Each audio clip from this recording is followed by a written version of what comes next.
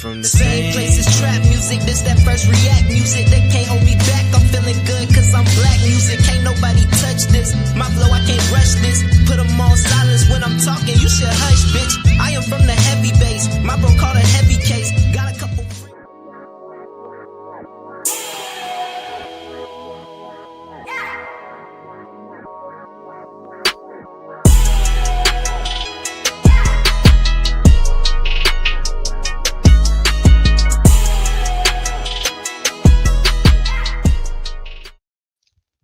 Good evening, and welcome back to another episode of Cigar Sundays Live, where we define, examine, and analyze words, sayings, and phrases used in American culture.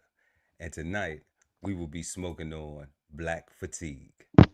So grab your thinking caps and get ready to smoke on words with two big nerds, with myself, Chef Earl Pearl at DBCHEFTV, and the God, Ali Dawood L at BK Soul Farm. And we are the Cigarden Panel. Peace, God. How you feeling? Peace, God, man. I'm good. You know how I'm feeling? What the God just said? I'm feeling good because I'm black. Feeling good because I'm black, right? I know that's right. Man, It's Sunday, man. I'm feeling good, man. We did, it's pretty, it's the end of the week. Started a brand new one. Was able to get through a lot of things. Got some brand new chicks. Getting my camera angle set up. So when cats want to see that live stream, they can just tune in. Just trying to get everything together, man. Just trying to organize and get my mind right. That's right. That's right. Get my mind right, money right. Hell yeah. Got to get your mind right first before you can get your money right. Hell yeah. Yes, indeed. What you dealing with? Some bug. I don't even know what the bug is called. Some bug, it just bit me. It had me down, but I ain't out. Hey. So always thankful for another day. Thankful that I can still breathe air. That I'm still what the guy say? Sucking air, pumping blood. Yeah. And just looking forward to tonight's show, God. Thankful we had a fantastic past 2 weeks. Like I was telling you, spending some quality time with the missus. That's dope. That's always dope. Yeah, so just, loving that, loving every minute of it. And man, just ready to get into this black fatigue because this is something I ain't never even heard of. This was new. I know last week. Show. Yeah, last last show we week. had Cold Seasons on, and he was just like, "Yeah, that's black fatigue," and I'm like, "What?" Shout out to the God. That? Shout out to the God.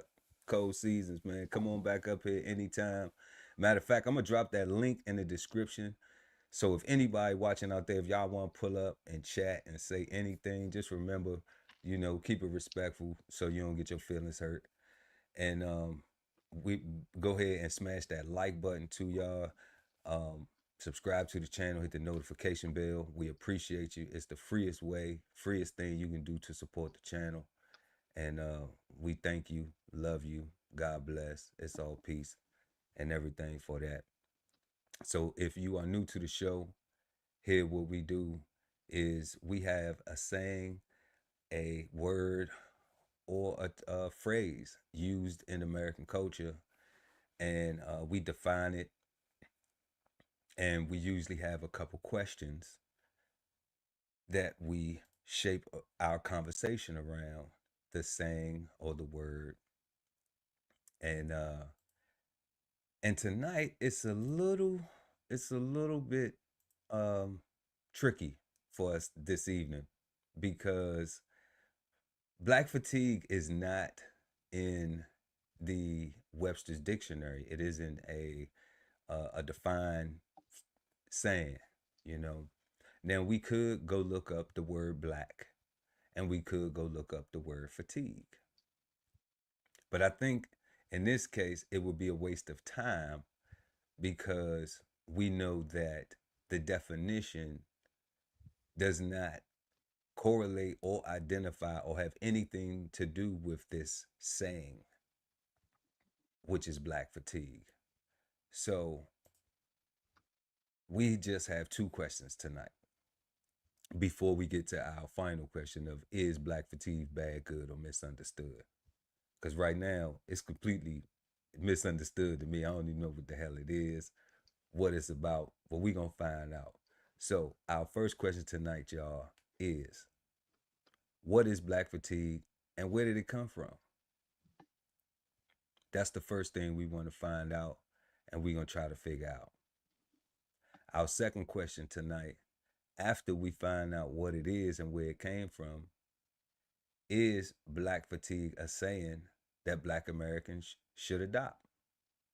So whether you out here and you call yourself, whatever you call yourself, whatever group you associate with, whether it be religious, gender, or anything, if you black and you in America, you're a black American. So we talking about you too. We not leaving nobody out. We all in this together. We should be acting like that anyway. So at least we can agree on that we all black Americans, people. Can we agree on that? We in America. We are in America, and we are black according to the black, American right? standard, right? Yeah, like damn. Can we at least be black Americans for one night on Cigar Sundays? You know, that might be a start to something else. I don't know. Don't want to get too far. Yo, maybe we can agree on that one thing, that on Cigar Sundays, at least tonight, we can at least all agree that in America, we can be black Americans, at least tonight on Cigar Sundays. At least tonight, you know. Let's just agree on that one thing. Just one thing. That would be beautiful. All right. Well, y'all, like I said, we dealing with a little bug. I'm sipping my water. And we're going to keep this thing rolling. Like the military, baby. Rain, sick, or sleep, or sleet. It don't matter. We going to eat. So, these are our questions for tonight. And what is black fatigue and where did it come from? So, of course, we don't have the answer. I'm about to say, I don't know. Of course, we don't have the answer. I don't know. Right? Like, we don't have a clue. We don't have a damn clue. All right. So, a good goddamn. I can't even give you one. Right? But what we are going to do is though, we're going to go to the internet and we're going to find out tonight what's the word on black fatigue around the internet. Hey. And this is how we are going to try to find out and answer our question 1. So, whatever y'all doing out there, y'all smoking, y'all drinking, y'all kicking back, y'all eating, y'all got snacks, man. I want y'all to get ready and lock in, because we're going to smoke on Black Fatigue tonight with 2 big nerds, myself, Chef of Pearl at DBCHEFTV, and the god Ali Dawood El at BK Soul Farm. So, let us know in the comment section what y'all think, y'all, because y'all turn these comments up tonight. Like I said, I'm going to drop that link in the chat in a little bit. And if you want to pull up and let us know, you know, tonight is not like our regular shows. Tonight, we are really trying to do some investigation. So I had to go to the internet because the internet is the one that's bringing this thing alive, you know. So we got it right here for y'all. We're going to go to this first clip and see what's going on. This video might make you uncomfortable, but it needs to be made. There's a growing sentiment, most recently, of individuals who are proclaiming they do have black fatigue. And you don't have to be a non-black person to have black fatigue. What does that phrase actually mean? Essentially, black fatigue is a growing weariness of the actions of the quote unquote black community. But it goes deeper than that, because we are in 2025 now, and we are being judged based on the content of our character and not the color of our skin. But the interesting part is the lie that's been sold to the black community in particular is that the color of our skin dictates the content of our character. That's why in the black community, sometimes you'll hear people say, oh, you are acting white when they're talking to someone like myself who doesn't act the way most people would expect a conventional black person to act. In their minds, there is a correct way to act black. And the people in your ethnic group who fulfill those very negative stereotypes, those are the ones who are going to essentially drag down the collective whole. And that's why there's individuals who are black who do and can have black fatigue, because they see how damaging it is to see the worst of us attract all this negative attention that then unfortunately gets ascribed to the entire race all too often. But what's unfortunate is here in 2025, now we have to contend with the fact that there's people who are so sick and tired of seeing those negative aspects, those negative individuals in the black community attracting all this attention. That's what is spurring this black fatigue. I think it's something that needs to be talked about. And until we turn inward and address the issues in our own communities, I fear that this is only going to continue and get worse. And that's exactly what the powers that be want. They want to have us against each other instead of us against those who are really pulling the strings in the back. What you think about that, guy? I think what he say in 2025, it is not based off of skin color, but based off of character. But I think about stereotypes, which is what he was alluding to, and where he lost me, or where the point gets lost for me at, is stereotypes, one, are made up. They may or may not be real. They may or may not apply to a specific or an entire group. Some people will hear stereotype and go out their way to try to make it fit them, to be a part of a specific group, just so they don't look like an outlier, right? But the reason why I'm saying that is because stereotypes equate to character, and character comes back down to skin, right? So they automatically assume that black people are monkeys, animals, savages, can't do right, can't think right, need help reading, writing, need help, taking care of their family, need help doing everything.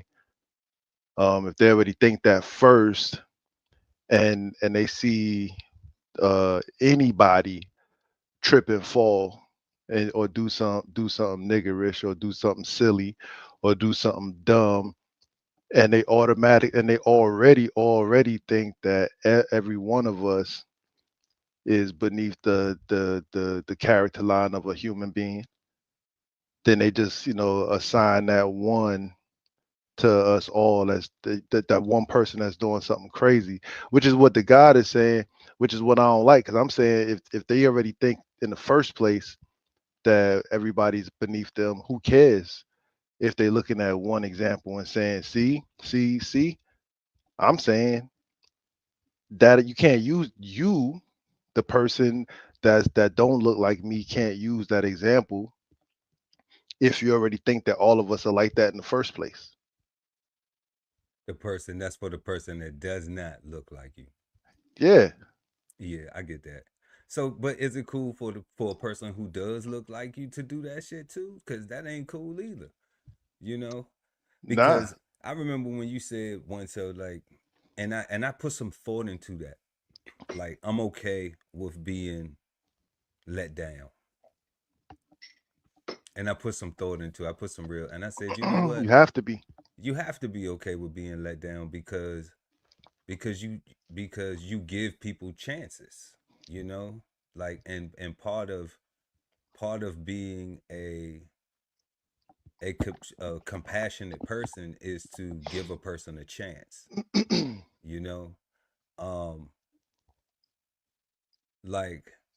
like being an arrogant asshole is not apologizing and not taking accountability for your actions. That's being selfish.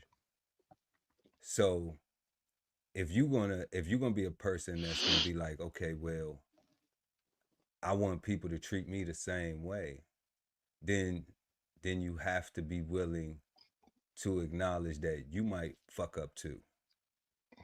You might need some room to fail as well, because you're not perfect. Dun, You dun, dun, know, dun, you're human. you're human, right? But like I said, but then, you know, I think that comes in that black fatigue thing though, like what a brother was saying, that these actions of certain people is you have groups of people that feel like they too good to accept accountability for they fuck ups, you know? So where do they fall in? The people that don't accept accountability for they fuck ups. They should get shunned. They should get shunned. They should get Okay. shunned by the community, right? That's what I'm saying. If we had culture, like if we had culture If that, we had a community. right, we have real, if we If there had was a community, if we right? had communities, if we Yeah. had real culture and all those things, right? The people that operated outside of culture, they wouldn't necessarily have to get put hands and feet put on them, right? They can just get ignored because it's like, yo, like you are not like us. Like you're acting outside, you're acting different, so we're not gonna respond to you. No, we're not gonna respect you as us. We're gonna shun you, right? Because we don't like we're gonna separate ourselves from you, right? Like we're not gonna. That's what should happen, right? They should not be allowed to feel comfortable being around. Like a lazy person should not feel comfortable in a room full of entrepreneurs or a room full of workers, right? If you don't Yeah. like, you shouldn't feel comfortable, right? If everybody is hustling and bustling and you just really don't want to do none of that, and you in that same space, you might be there, but you shouldn't feel comfortable being there in your laziness capacity. You should be trying to either get to it like everybody else because you in the way. It's like it's hustle and bustle, and I get that. you standing still. I got a saying for that. I say, don't fuck me, go fuck yourself, and when you get finished fucking yourself, fuck off. You know what I'm Yeah, saying? yeah, yeah. Cause like, you know what I'm saying? Cause I don't want to fuck with you. You know what I'm saying? So I got zero fucks for you. You know what I'm saying? I would, like I say, I wouldn't give you my ass to kiss. You know what I'm Yeah, saying? Better yet, my dick to touch. Talking about yeah. some fuck. You know? Like, but to the point of we need to have an internal conversation. That's what I'm saying about like we can't have that conversation without a community. We can't have that conversation without culture, right? Because having that conversation, where would you be taking your position from? Like Right. like what ledge are you looking down on these people from, saying this is better than what you're doing, if you don't have a culture or community values, or even a hell a HOA. You know what I'm saying? If you don't, Man. you know what I'm I'm at a loss of words for my HOA, you know what son. I'm saying? Like Yeah, at like this I don't point, even like I'm looking for I don't anything even that'll force yeah. Other than I wish they would increase it. You know what I'm saying? Other than if they vote to increase that motherfucker, I'm putting my hand up first. Run it up. You get these know what I'm folks saying? out of here. You know what I'm saying? Other than that, whatever it does to to make some to allow um the rules to be Correct. considered valuable, you know? Correct. Because That's it. that's what has to be. That's all it is. Like eh, it's nothing. I want everybody to win. You know what I'm But saying? they But I said the job, everybody got to have buy-in. yeah, but I understand the what do they call the psyche of people that feel as though like if you ain't paying a whole lot for it, then it ain't worth shit. Mm. You know? And that's part of in black code. That's why people buy designer and they won't support your local brands. Because it's not designer. Because when they wear it, it doesn't make them feel as though that they are up in society or something, that they paid a whole lot for it, that it gives this meaning. Oh, you can afford that. You might be broke as shit. You got on a $400-$500 belt and you ain't got no type of long-term nothing. Yeah, but I think that comes. You know I think part of that comes from you your don't got hope no that. assets, no, you know Yeah, what but I'm I saying, nothing to leave to your yeah. children, to your no resources. You know what I'm saying? But you got that shit on. You got $10,000 worth of clothes on. You know, you got a $5,000 bag, but you ain't got $5,000 in that month. You know what I'm saying? So it's like, yeah, and that's what I'm saying. Like, in my case, where I reside, Yeah. you know, HOA is very affordable. I'll say that it's very affordable. It's accommodating, you know, but I know mindset wise, because it's so affordable, it's so accommodating, that give uh it doesn't give the presence of, oh, this shit is important. Like these are mandates. Yeah, These you know. these rules are more like just guidelines that, I mean, you, even though they correlate with the county laws, you know what I'm saying? But I mean, but then you gotta be calling the police all the fucking time, and that's running your property value down. correct. You know, because then who wants to buy in a neighborhood where the police done been called 10, 15, 20 times? Which you only would know if you have financial literacy about the police being called, lowering your property value. Yeah, Like because I didn't like just go buy a house like, oh, I'm gonna be a homeowner and I'm moving up in the world. No, I studied all that shit. Like, when you buy a home, you want to keep it looking presentable, because you know these things are important. You want to make sure it's not a crime area, because these things are important. You want to make sure the school district is, you know what I'm saying, like, but thinking like white people.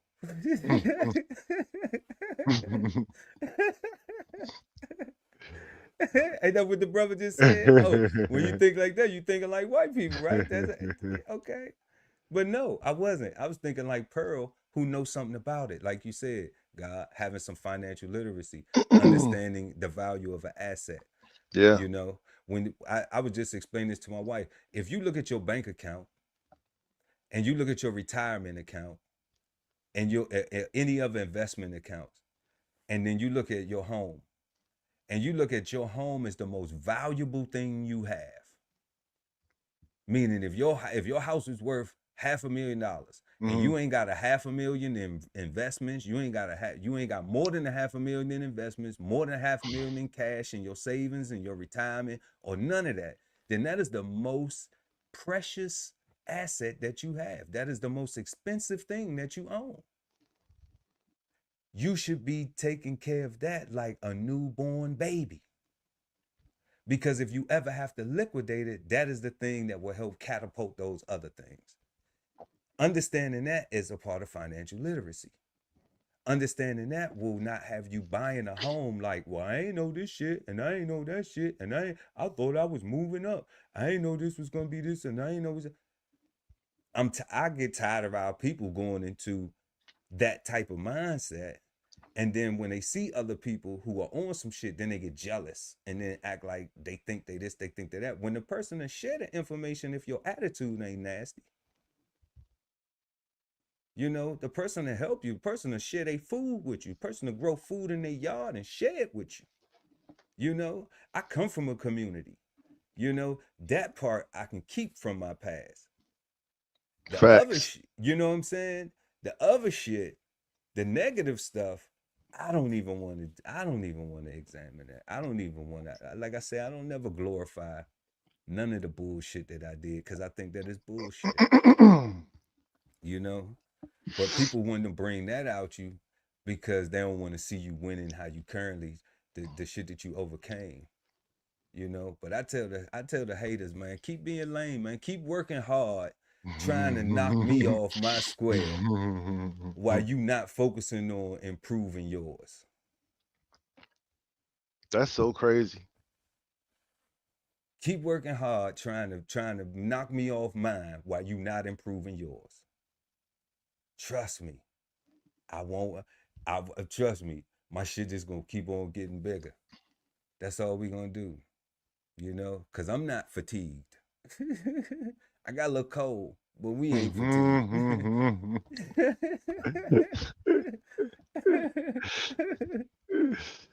Let's get into some more of these clips though, God. Now, this is the top 3 black fatigue behaviors, and everything on this list is something that I have found myself being guilty of, so no judgment. The number 1 is a lack of accountability. This could be something as small as getting written up at work for actually being late or actually having a poor attitude, all the way up to people who lose their lives in altercations with the police. It's very rare that you hear a black person say, hey, my bad, I was wrong. I should not have done that. It's always somebody else's fault. It's always white supremacy. It's always systemic racism. It's always poverty. It's always slavery, Jim Crow, this, that, and the third. It's very rare that you hear a black person actually take accountability for their own actions and whatever causes come out of that. The number 2 thing is related to the first one, and it's argumentativeness. I have this really bad. Black people tend to be highly sensitive. It's very difficult to criticize or correct or give feedback to a black person or even call them out when they are obviously wrong without it becoming an argument. I heard Charleston White say black people don't have conflict resolution skills, and for the most part, I agree with him. It could be the smallest thing, like a parking spot or just something so small and trivial. Black people will argue with you way before they are likely to step down or step back and say, oh, hey, my bad, and have just the self-awareness to be like, you know what, actually, you're right, I'm wrong. And the third one is related to the previous 2, and that's going to be a propensity to physical violence. And like I said, this is something I've also found myself doing in my immature and younger years. Black people, because we don't like to back down, we're never wrong. We can't take criticism. We can't take correction in general. It's more likely any type of altercation or disagreement between or involving a black person is way more likely to come to blows. Physical violence, destruction of property, even bang, bang, bang. And, I'm not making this up. You can look at the headlines of any, news channel, any major city, you know what I'm talking about. The most trivial disagreements end up in people losing their lives over silly things that no other group of people really gets into, at least not to the extent that we do. I'm not saying anybody else is perfect, but nobody gets into it to the extent that we do, in my opinion, growing up and living in black communities my entire childhood.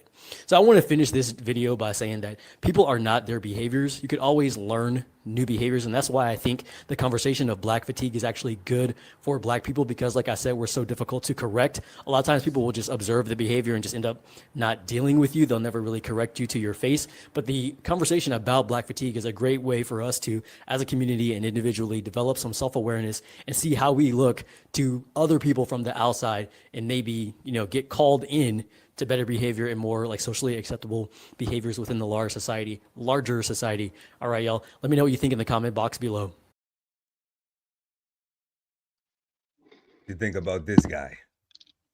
So that raised my heart rate, actually. Not anxiety. He gave the guy anxiety. That's it made me so mad. It's the big one. It's the big one. I'm coming.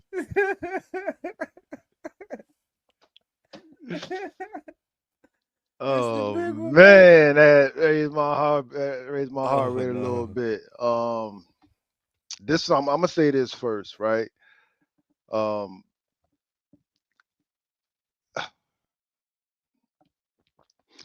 So you didn't ask what do we think about black fatigue, right? And what I would have said was, like I said last show, without reparations, without repair, suck it up, right? Because it can't ever be fair. It won't ever be fair. It won't ever be a reason not to complain, because you got a whole situation of everything my man just got finished saying right? Talking about so what he say? He talk about we losing life with the police. We This can this run it back. We can run it nah, back. we ain't got to run it all the way back. I don't want to Okay. raise my heart rate just yet. Okay, nah. That's right. She did say it was a bit traumatizing. All right. When you think about the police encounters, all right, and the brothers and sisters losing their lives with the police, right? Hmm. This is what I will say, and I'm gonna stand on this because in my 47 years of living life, right, not just being like from a black community, living in a black community, I've traveled the whole entire world, right? Um,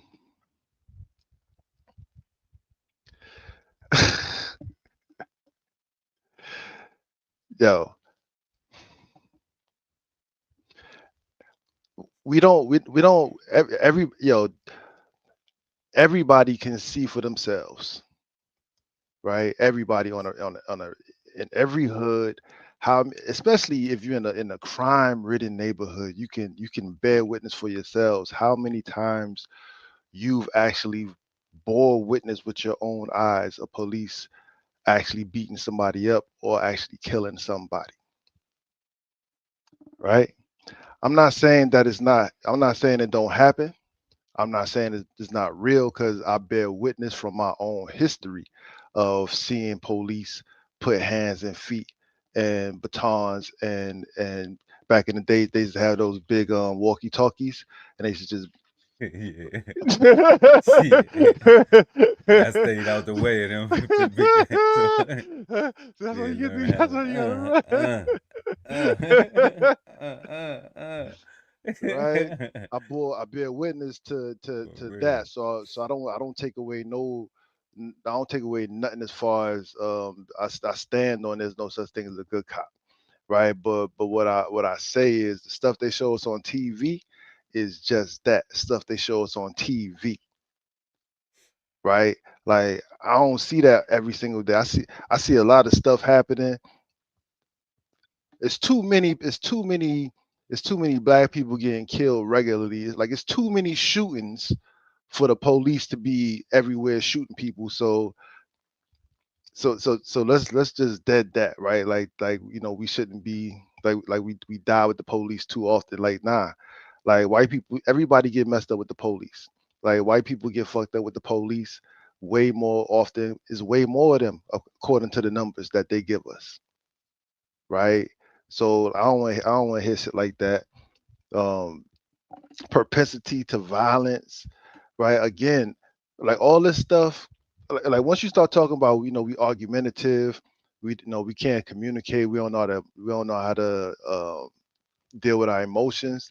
Like all that's coming down to not what I said earlier, not learning how to.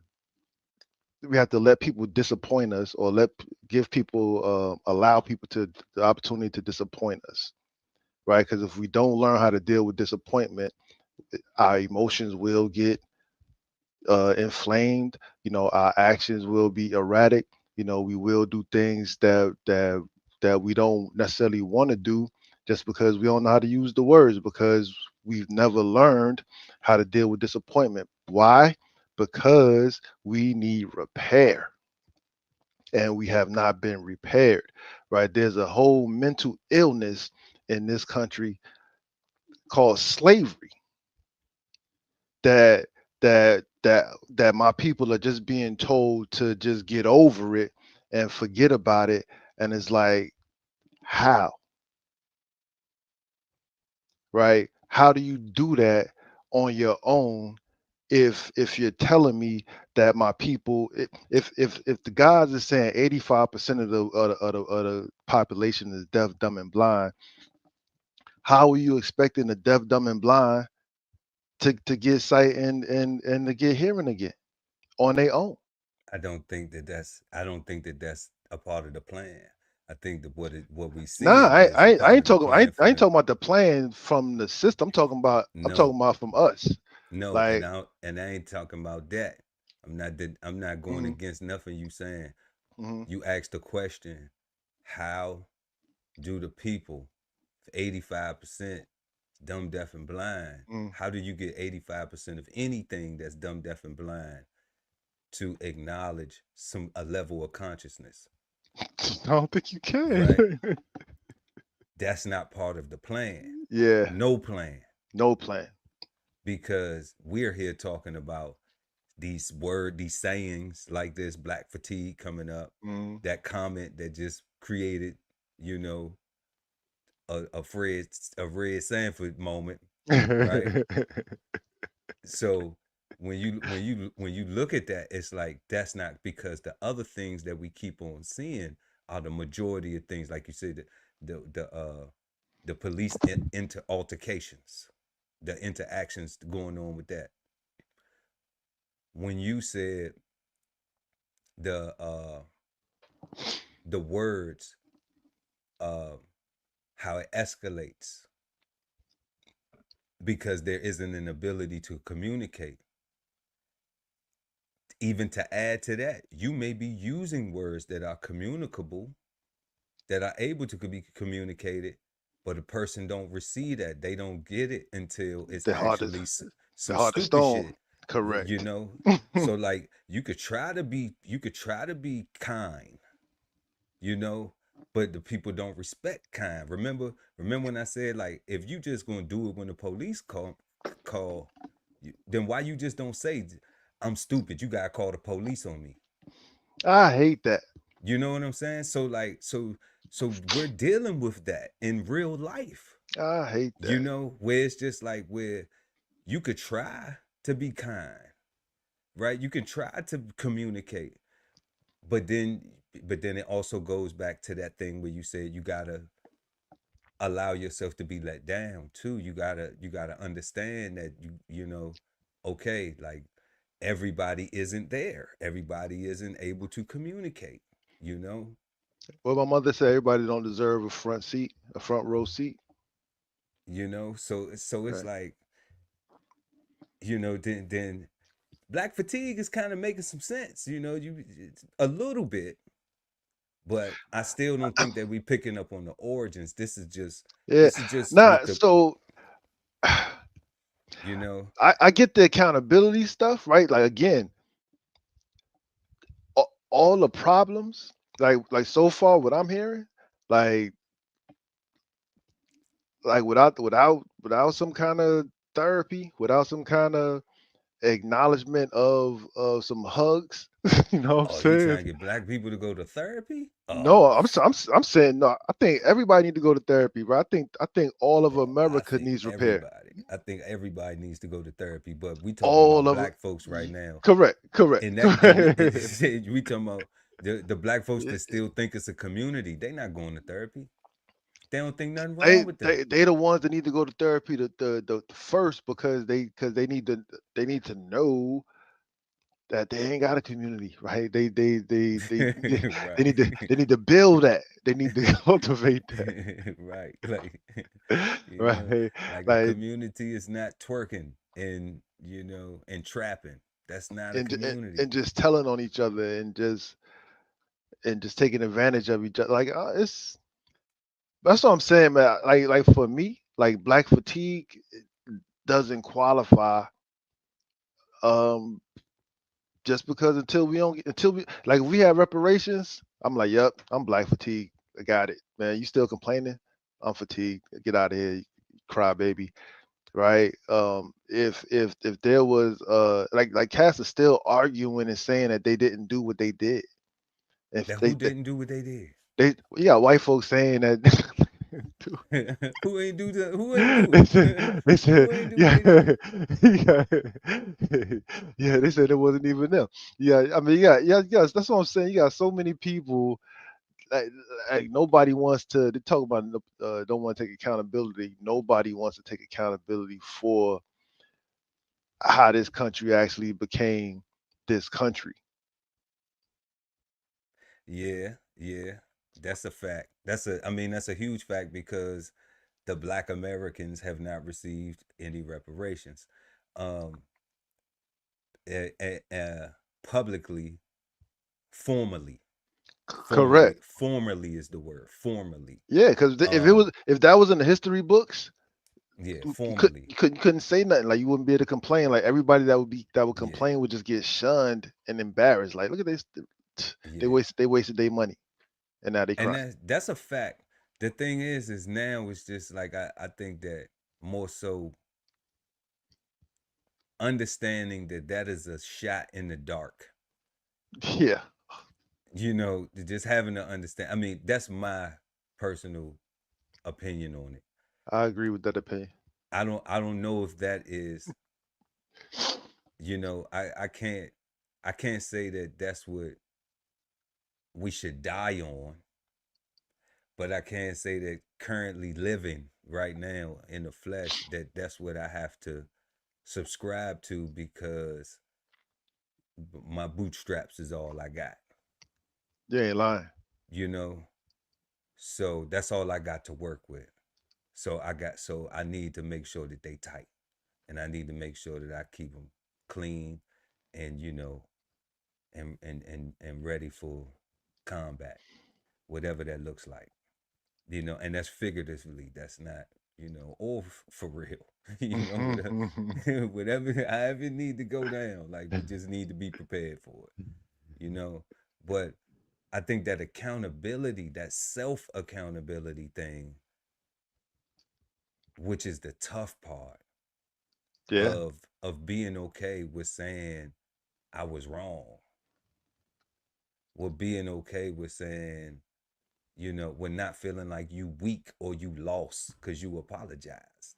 You know, like I don't get what that is. You know, I don't get what owning up to not knowing the difference. You know, like I can't learn unless I agree that I was uneducated about something, correct. whatever it is, you know. So I have to acknowledge I did not know that. You know how like some people would say they get pulled over by the cop, they were speeding. Oh, I didn't know I was speeding, right? Yeah, Okay, so that could be a blatant lie, yeah, right? But they are hoping that them saying that they were unaware of it gets them out of the ticket. correct. Now they'll use that as a lie in hoping that they'll get them out of a ticket. But when it comes down to actually a personal interaction between somebody, that it doesn't have to be a fine, and you know, it doesn't have to be a serious penalty. It just has to be a corrective measure made. Like, oh, okay, we just gonna stop doing that and everything. We just gonna slow down and do the right thing. They have too much pride. People be having too much pride, ignorance, stupidity. I don't know what it is. Arrogance. I don't know what you call it. I don't know what it could be called. See, But I know it's a you spot lack of on. self accountability. Yeah, it is. There's no You culture. know, That's what I'm saying. That ticket forces you to lie. That ticket forces you to succumb to a culture, and you gotta hopefully you catch this cat on a good day, and it's like, man, I didn't even realize, man. I apologize, man. I'm sorry. yeah. My, you know, what I'm saying warning, like yes, But it's like you have to do it under threat and duress. have to do it under threat and duress. They won't do it no other way. You know, Crazy. that shit is crazy. This is crazy. You know, This is crazy. that shit is super fucking crazy. Like, damn, like I got PTSD, but that's some other shit. That's I don't know yeah. what the fuck that is. You know, I ain't suffering from idiocracy. You know, Yeah, that's that plantation shit, bro. Like that shit is bananas. Like like that that's shit that's fucking how they wild to stay at me. 85, right? Because they think they already know. They think they not wrong, and they don't need correcting. And it's just like, damn, like you gotta do it under with the of threat to go to jail. You know what I'm saying? Like I can't even consider myself free if I don't acknowledge the rules. That's what helps me. That's what helps me in my mindset be free. Correct. Because I acknowledge that there are rules that I must follow. Like, I'm free to follow the fucking rules. And if you don't follow the rules, then yeah, your ass can get locked up. But I don't want to be in a position to where now I got to do all this fucking explaining and shit Correct. and be trying to lie. You know what I'm saying? Because, I'm a terrible liar. because I think I'm slick, or, like, who the fuck got time for that? Nope. I'm You grown, know, bro. Like the truth will do. Pay the fine. Don't speed. Don't yeah, speed. like, just, like, damn, like, this. I don't get it, family. I don't get it, God. It's Either pay the fine or don't speed. I just think that that's a rare breed of idiot. I think it's a lot of people like that. That's I not. don't know if it's rare, God. I think that's a lot of. It's too many people for it to be to be rare. But see, to me, I call it rare. You know what I'm saying? Because my circle's so small, it could fit in my square. You Mm, know, so they look rare as shit to me. you know. tracking, tracking, you know. This shit looking tracking. well done over here. You know what I'm saying? That shit Because looking rare. it's weird, right? Like it's so Yeah, weird. Like it's like I yeah. don't get it. Like I'm like, this shit looking well done over here, man. Like when you say well done, good job. You know what I'm saying? Like, bravo. Bravo Zulu, man. Well done, good job. yeah. I'm like, man, that shit over there look like you need some fucking work. Like you need some help. Yo, and it's crazy, right? Because like me personally, like I always think that I might have did something wrong first. Right? I take that in consideration. That like I have the consideration that I might have made a mistake first. Right? Like what we said a few shows ago, like maybe did I throw the first punch? Did I throw the right? Like Was it how I said it? like did I was I too rough with it? Was I too Was I too Brooklyn with it? rough? Was I too close? Like was my hands moving? Was What like what happened? I flexing up too hard? Was I, what Like I'm like saying? like, Was like I, what? but then but see, God, that's because when you value resolve and a solution, then you want to make sure that even your presentation and everything is like, okay, well, let me check myself, because at the end of the day, like, maybe I could have came all fucked up. Maybe I could have did this. Maybe I could have Yeah. did that. You know, because you actually want A, s- peace, a solution.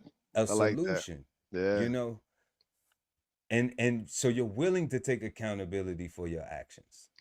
You know, but when you don't want peace and you want chaos, then how can you be accountable? How can you even look at yourself and admit, damn, I was wrong from the beginning? I Hey, did something. You just said Or something, God.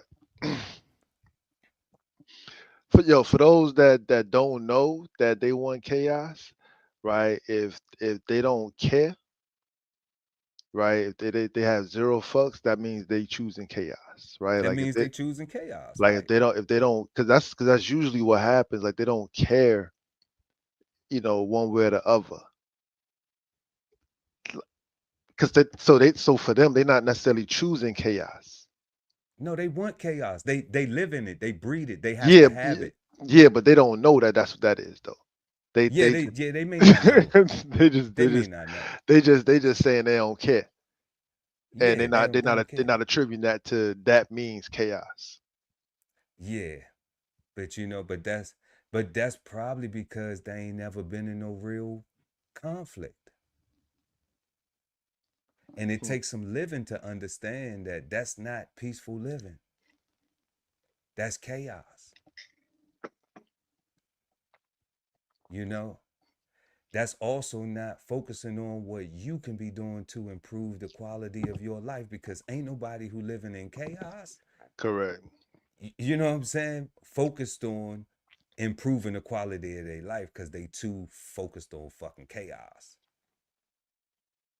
They too focused on excuses.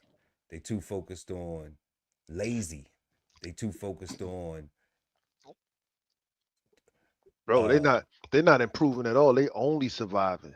they only surviving. They're not even thinking about improving, right? Like it's only survival, and for them a come up is a mansion and the most expensive vehicle with the yachts and everything like that. Like so, if it ain't that, then they don't want it. Man, and most of them people ain't gonna get that shit because they not gonna work. They not gonna do the work to be able to get it. Because all that stuff is expensive. All that shit is expensive, and it take work to maintain it. to maintain it. Like you It's can so obtain some shit, but you can't afford it if you can't maintain it. man. To obtain is to have a credit score to say, "Ooh, I can go in here and sign my name on this paper."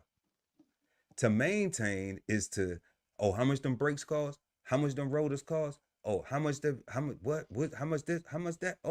What, Oh, I got a oh, vacuum leak. you got a Okay. new water heater, new hmm AC unit. Oh, I gotta put a roof on this one. Oh, I gotta do this. I gotta get this. Oh, guess what? If you can't afford it, affording is maintaining it.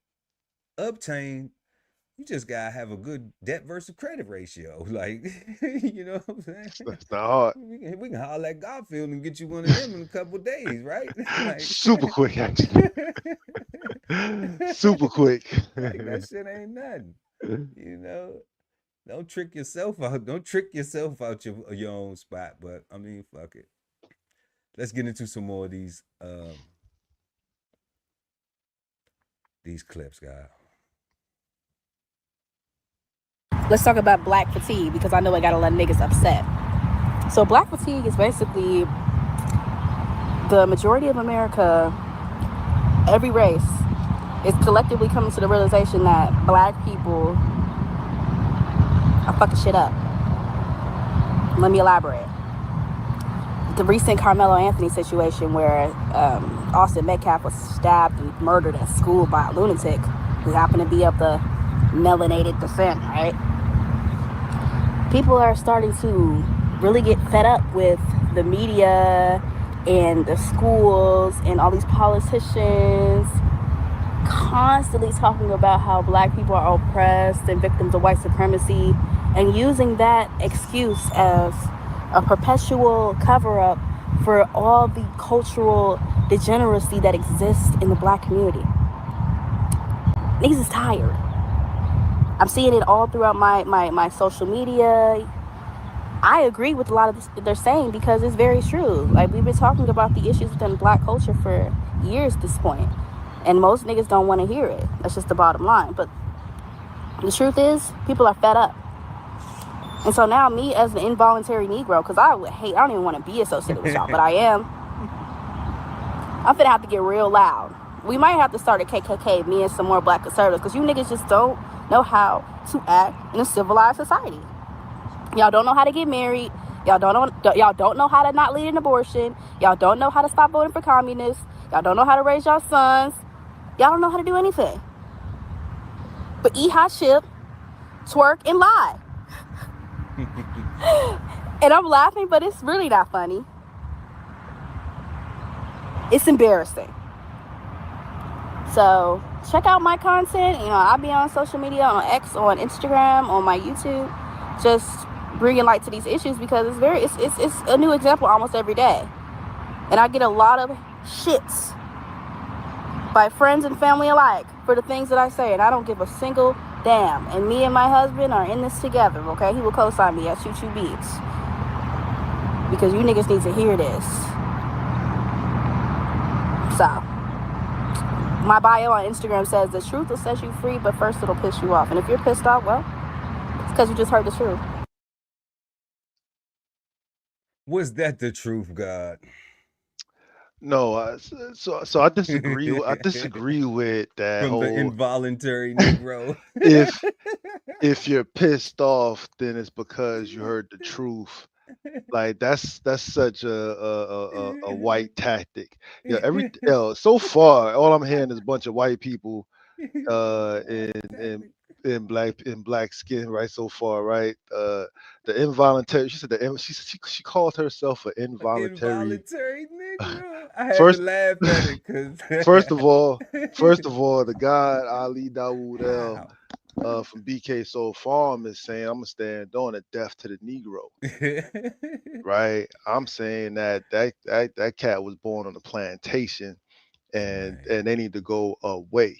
Right? Everything that the all the Negro way. does, the nigga does, was taught to him by his slave master, by his overseers, by his right. That was learned behavior, and I ain't with it. Right? So Well, to be an involuntary, to call yourself an involuntary Negro, and then get on here on this white man's internet to talk about what black people are doing. Talking about they need to start a KKK to start going around. Like this my thing, right? Like just it's kill black yourself. fatigue. It's black fatigue, guys. It's black fatigue night. Like this is I should have that's wore fatigues. I should have wore black fatigues that tonight. shit was so crazy. She said Crazy. the realization that black people are messing everything up, right? Like that is so crazy to me, right? Again,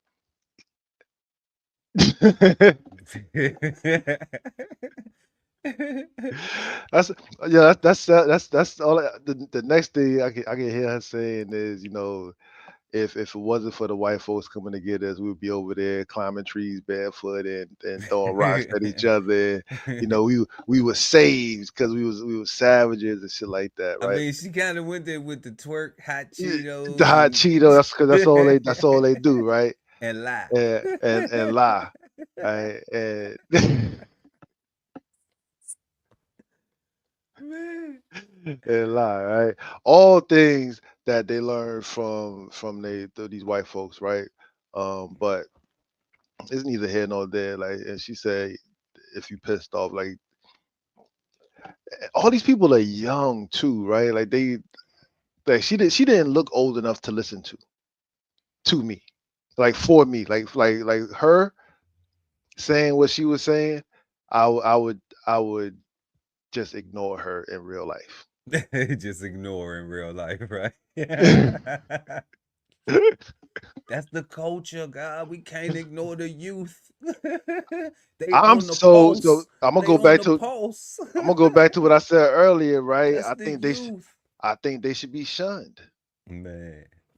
right? And I don't disagree with it, God. I'm having fun with it, man. I think they should be shunned Cause she you said gotta smile to no, she keep from said crying. KKK, bro. I know, and that right there.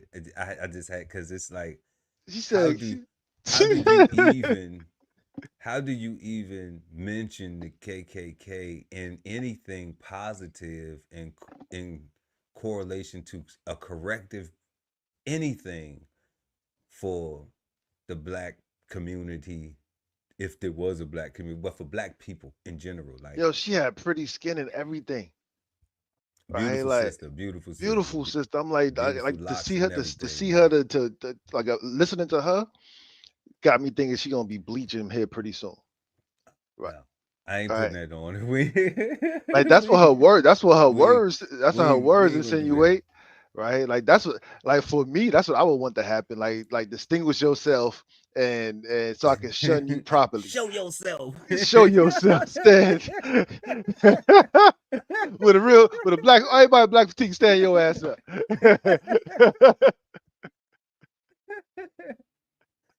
Oh man. All right, we gonna move on to the next one, God. I just She said, "Kay, she's an involuntary Negro," so that was funny. yeah, I know. She went in. I think the best is yet to come.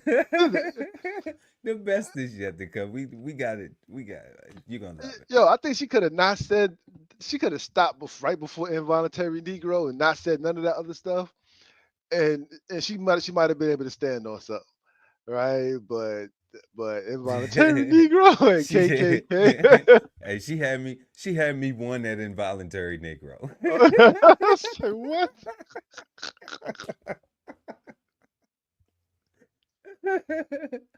I said, how, how do you, Involuntary, how, involuntary Negro? involuntary? Like, I'm putting I'm in my brain like, do I need to go and research? Do I need to go and define involuntary again? I'm like, did she use that incorrectly? Does that mean that she hate her? That's why I say, like, does that mean she hate her reflection? Man, Right. That's what made me think that's about wild. bleaching, because I'm like, involuntary Negro. Like, what does that really mean? Like, that's What the fuck is that? that's crazy. Show yourself. That's what I'm saying, man. I want to shun Come you, out them motherfucker. shadows. Right? Like, Peekaboo ass. Negro. you know what? You Involuntary know what would be Negro. easier? It would be easier. It probably be easier for me to identify myself so that all those people would stay away from me. Right? Man. Since it's way more of them than it is me, But they right? know Like, who we is. If they check the show, they already know. I If they check the show, they already know. Like you bullshit, you bullshit. You know, you bullshit a oh my baker, you god, get a bun. You bullshit me, man. You ain't getting nothing.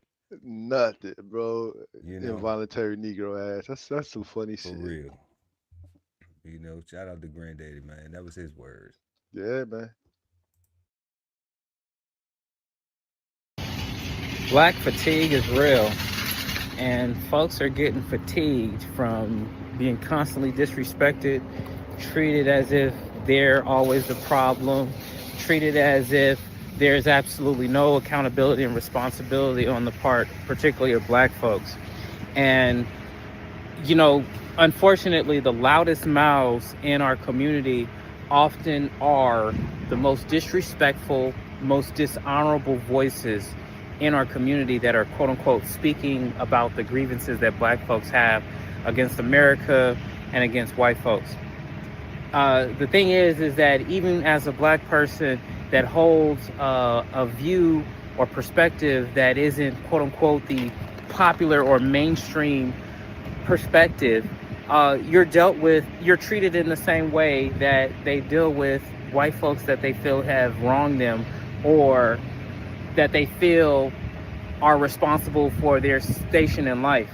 Let me tell you something real quick, that you got white folks, you got Black folks, you got rich folks, you got poor folks. And what people are tired of, what people are so unfortunately associating with Black folks, is a lack of character and a lack of class. And that's what the fatigue is. I'm tired of dealing with people with low character and of low class that do not operate in human decency.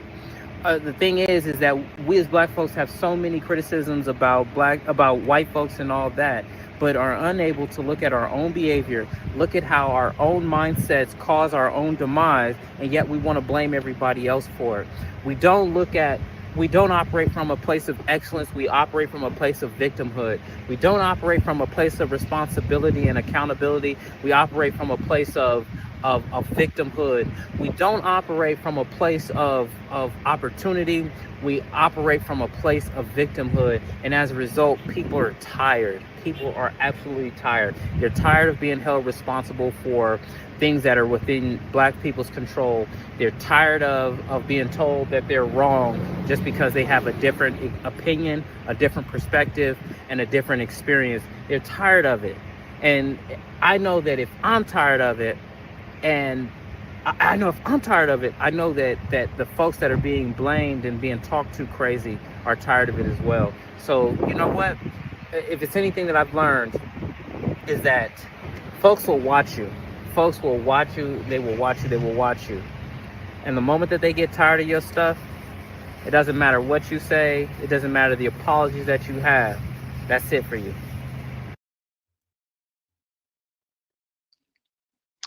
Yo, God. You know why reparations is so important? Because this country has a victim mentality, right? Like, this is a bully society.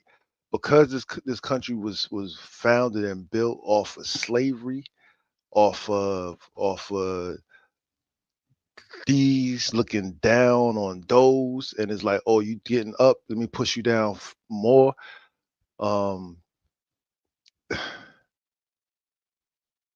Nobody cares about victims. when if a woman gets sexually assaulted or SA'd, I apologize. Um, the first thing is they make her prove it, right? They make her relive it, right?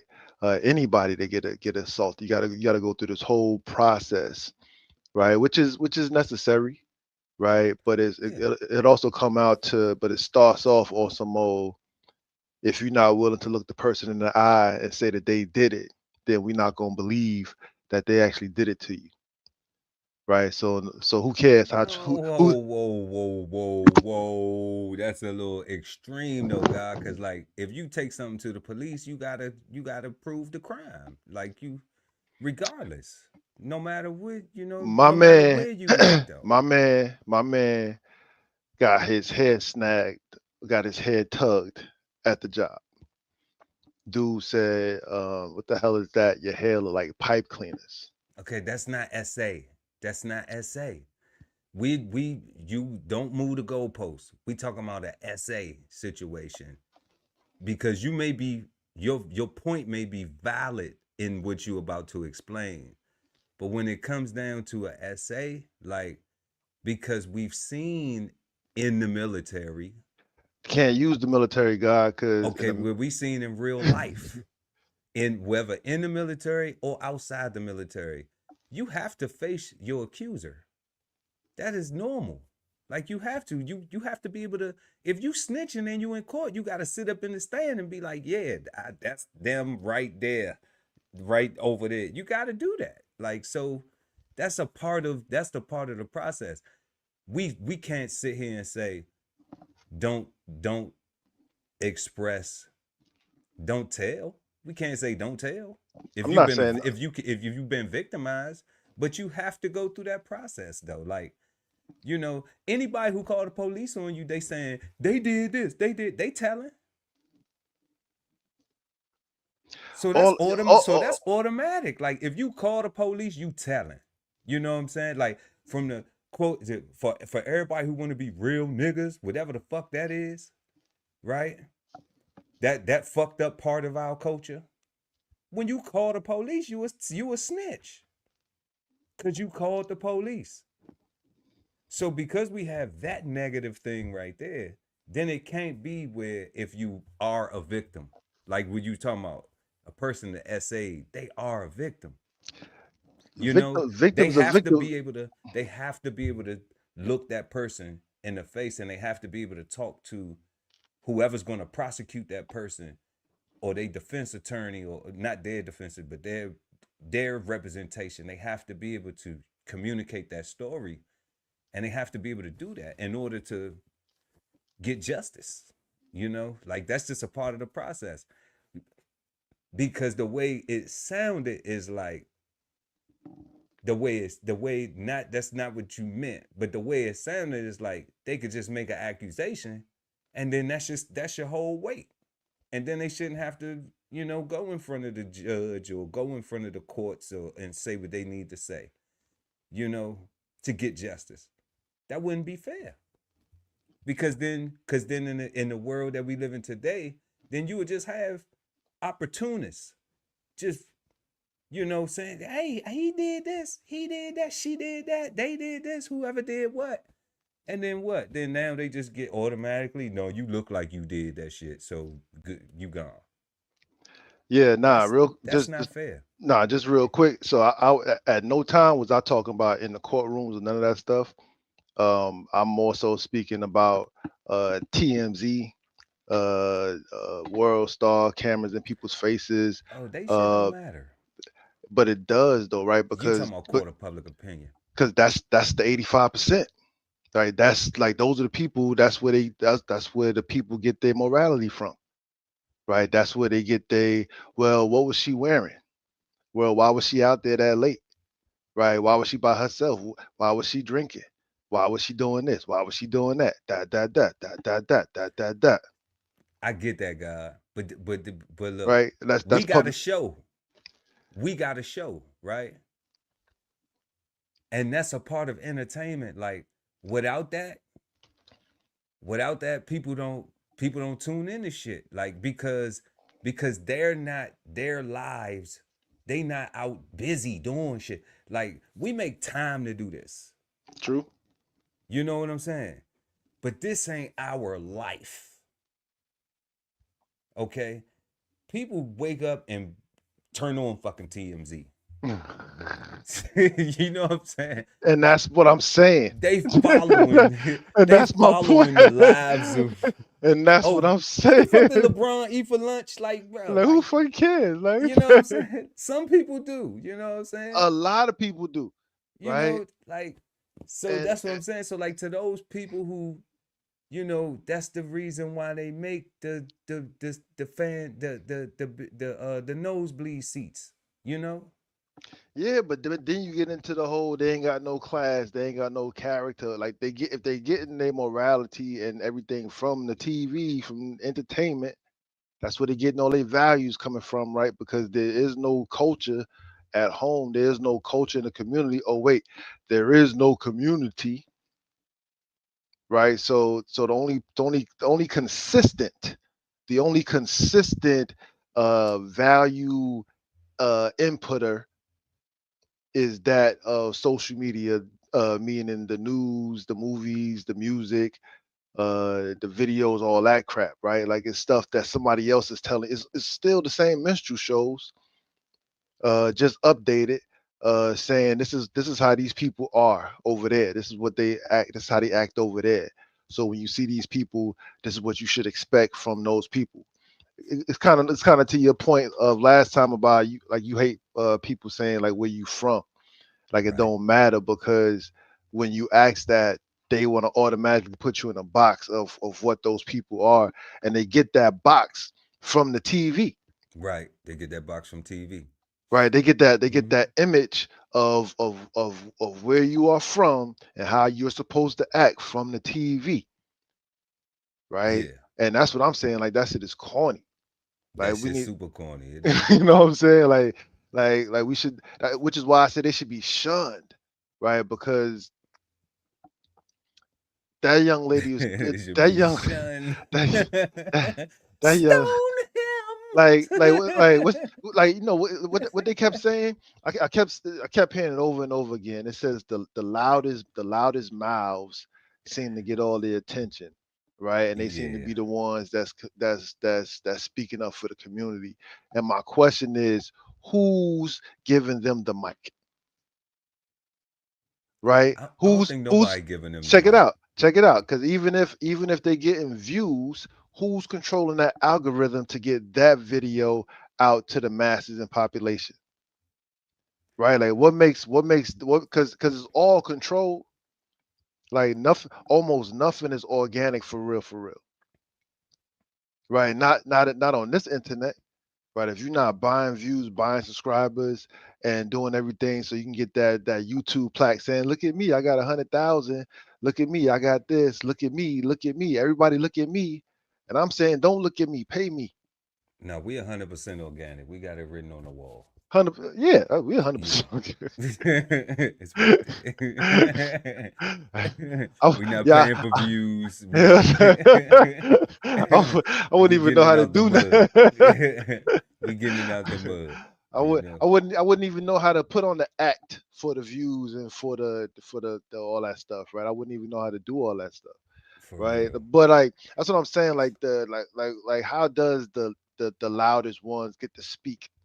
Like what makes what they're saying valid or valuable? I feel you, guy. I don't think I didn't take that part of his commentary. I didn't even add no value to that part because in my experiences, like where is he coming from with that? You know, Yeah. when he talking about the loudest person in the community or whatever, like first of all, it ain't no communities.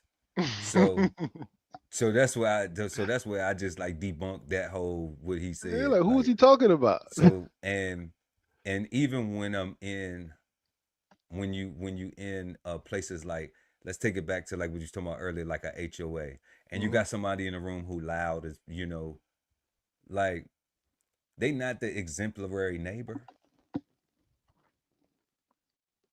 They might Not be at the all. loudest person in the room, but they not the exemplary, you know. So it's like, so even if you're gonna be the loudest, then you need to be exemplary. You know, Loud and right. you need to be loud and right.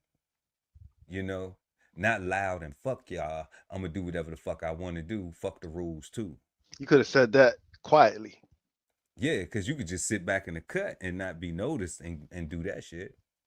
which is better. You know, so that's why I ain't add no value to that, because I'm just like, he's projecting something from his own personal experience with that shit. That don't apply to, because it's no communities. Communities are when people see something wrong, they don't sit back and don't say nothing. They be like, you fucked up for that. Yo, You know, that's the he's communities hold people accountable around 100%, each other. You know what I'm 100%. saying? Because they like, we all ain't nobody treating each other like that around here. You Facts. know, I grew up around Akron Street. Everybody was a community. You couldn't go to Miss Kitty house and do that shit. You couldn't go to Miss Gail house and do that. You couldn't go in front of Miss Anthony house. You couldn't go Nah, to Miss William house, to Miss Jordan house. You couldn't go in front of their house to J Daddy house. You couldn't go in front of Mr. Mayo house like that. You couldn't do that type of shit. nah. You know what I'm Lewis saying? Avenue, same. Cause somebody gonna say something to you, and you better not be disrespectful to them, because they gonna tell your mama, your daddy, and then they gonna tighten your ass up. Mm-hmm. Okay? And you can't be doing shit that you wouldn't do. Take that shit to your yard. You know? Don't come Yep. down here doing that don't do that in my this. Yep. That's your property. This my property. You know? If I ain't coming over there doing that shit to you, don't come over here and do. Why do you think that that's okay? You know? So that's the way communities operate.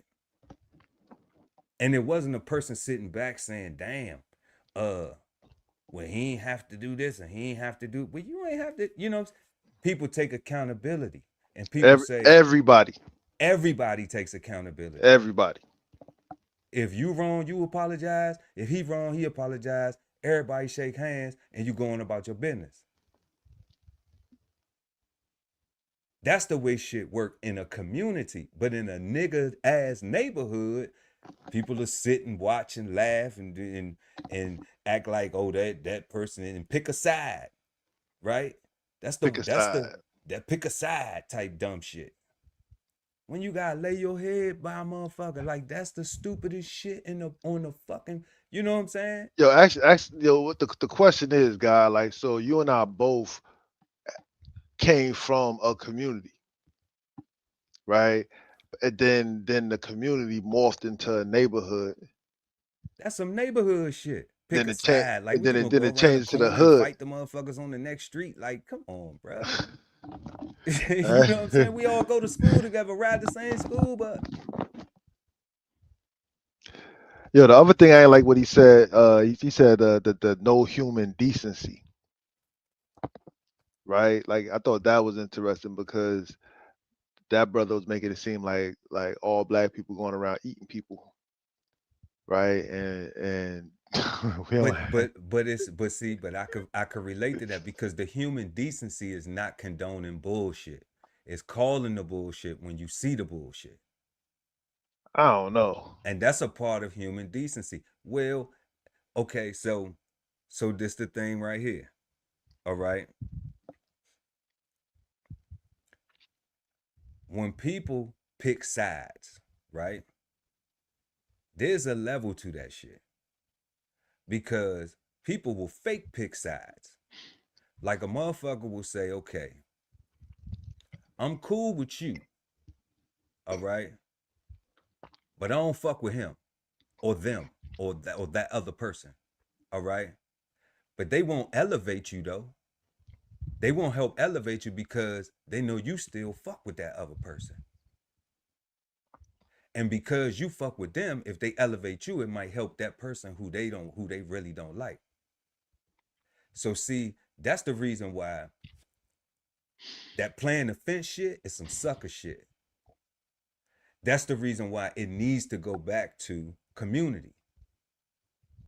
Because when it's community, then it's like either you in or you out.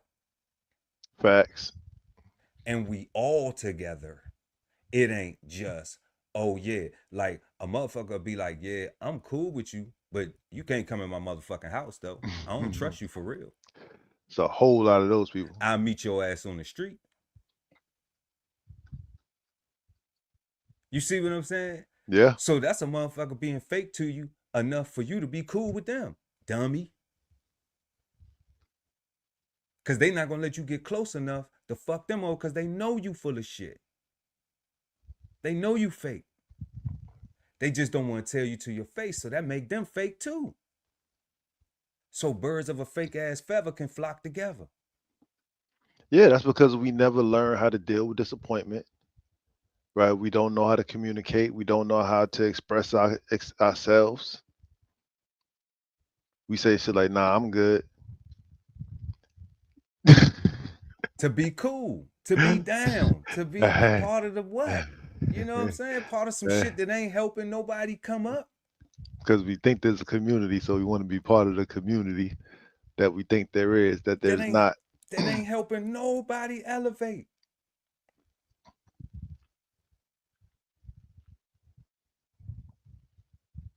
So what's the cool shit for then? See, I think that's just American culture altogether, right? Like, because when you say you got the poor people, you got the rich people, and that's just what it is. God, right? let me tell you something. No. Nah? No. Because now that may be American culture. That's not my culture. Because everybody that I fuck with benefits from me. We got something going on that we are building. Everybody that fuck with me, like I fuck with them, like we fucks with each other. Yeah, okay. But we got something that we are building, that we can generate, that we are growing. That's because we establish culture. So so we don't. So I don't do that. That's why I said I ain't taking on no niggas. I don't need no new niggas, friends. You know what I'm saying? I need men and women who want to build. Yeah. That's it. You see, I ain't putting no race on it. Cause I ain't never been. I had to stop being racist. Okay, cause I was. But it ain't about that. It's about people being good humans. That's it. Notice how I said, well, I don't care who you fucking. That's your business. Don't give a fuck. Be a good human. But if you condone sucker shit, then guess what? Then you probably a sucker for real because you condoning sucker shit. So that's enough to tell me that I don't need to fuck with you because you fuck with sucker shit.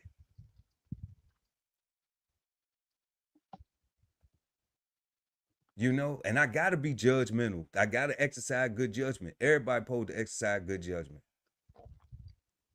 So you gotta be judgmental.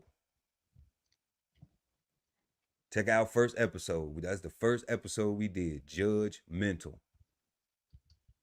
Judgment.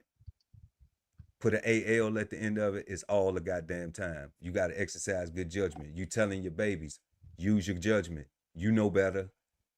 Why you didn't exercise good judgment? We telling to be judgmental. We're teaching this. Yep. So bro. So I be like, man, we gotta be building. Like, if we ain't building shit, if we ain't on something, like what you on, what you trying to be on, what can I help you do? You know, I got a plethora of resources. I give the shit. I give the game away. I done gave so much, man, and I still give. I done gave so much, God. You know what I'm saying? Yeah. But I understand. I understand that when we was talking about peace, it's peace until that you can't gain. You feel like you can't gain. You can't use me no more. Till I say no. You know, once you can't use me, then it ain't no peace. And like I said, you don't fuck me. You know what I'm saying? Go fuck yourself. And then when you finish fucking yourself, fuck off. For real. Don't give me no fuckery. For real. I'm cool with it. I want peace, prosperity, progress, productivity. That's what we talking about. All day. Peace, power, and profit. You know, not bullshit. Not black fatigue. Shit. I don't want to feel like I'm fatigued from your black ass. Like, damn, that was exhausting. I'm so glad you gone. Let's get into this next clip. This is what black fatigue looks like. I'm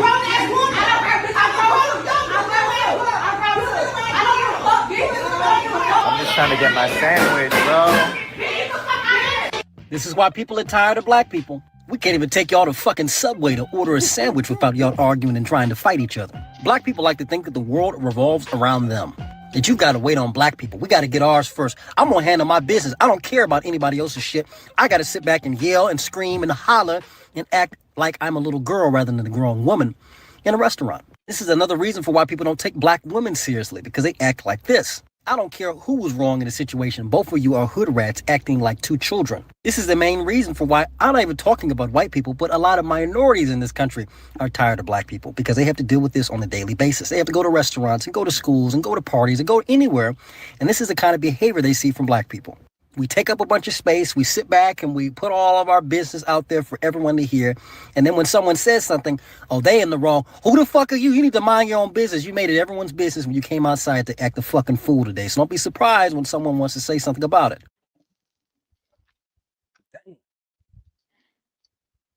My man was powerful.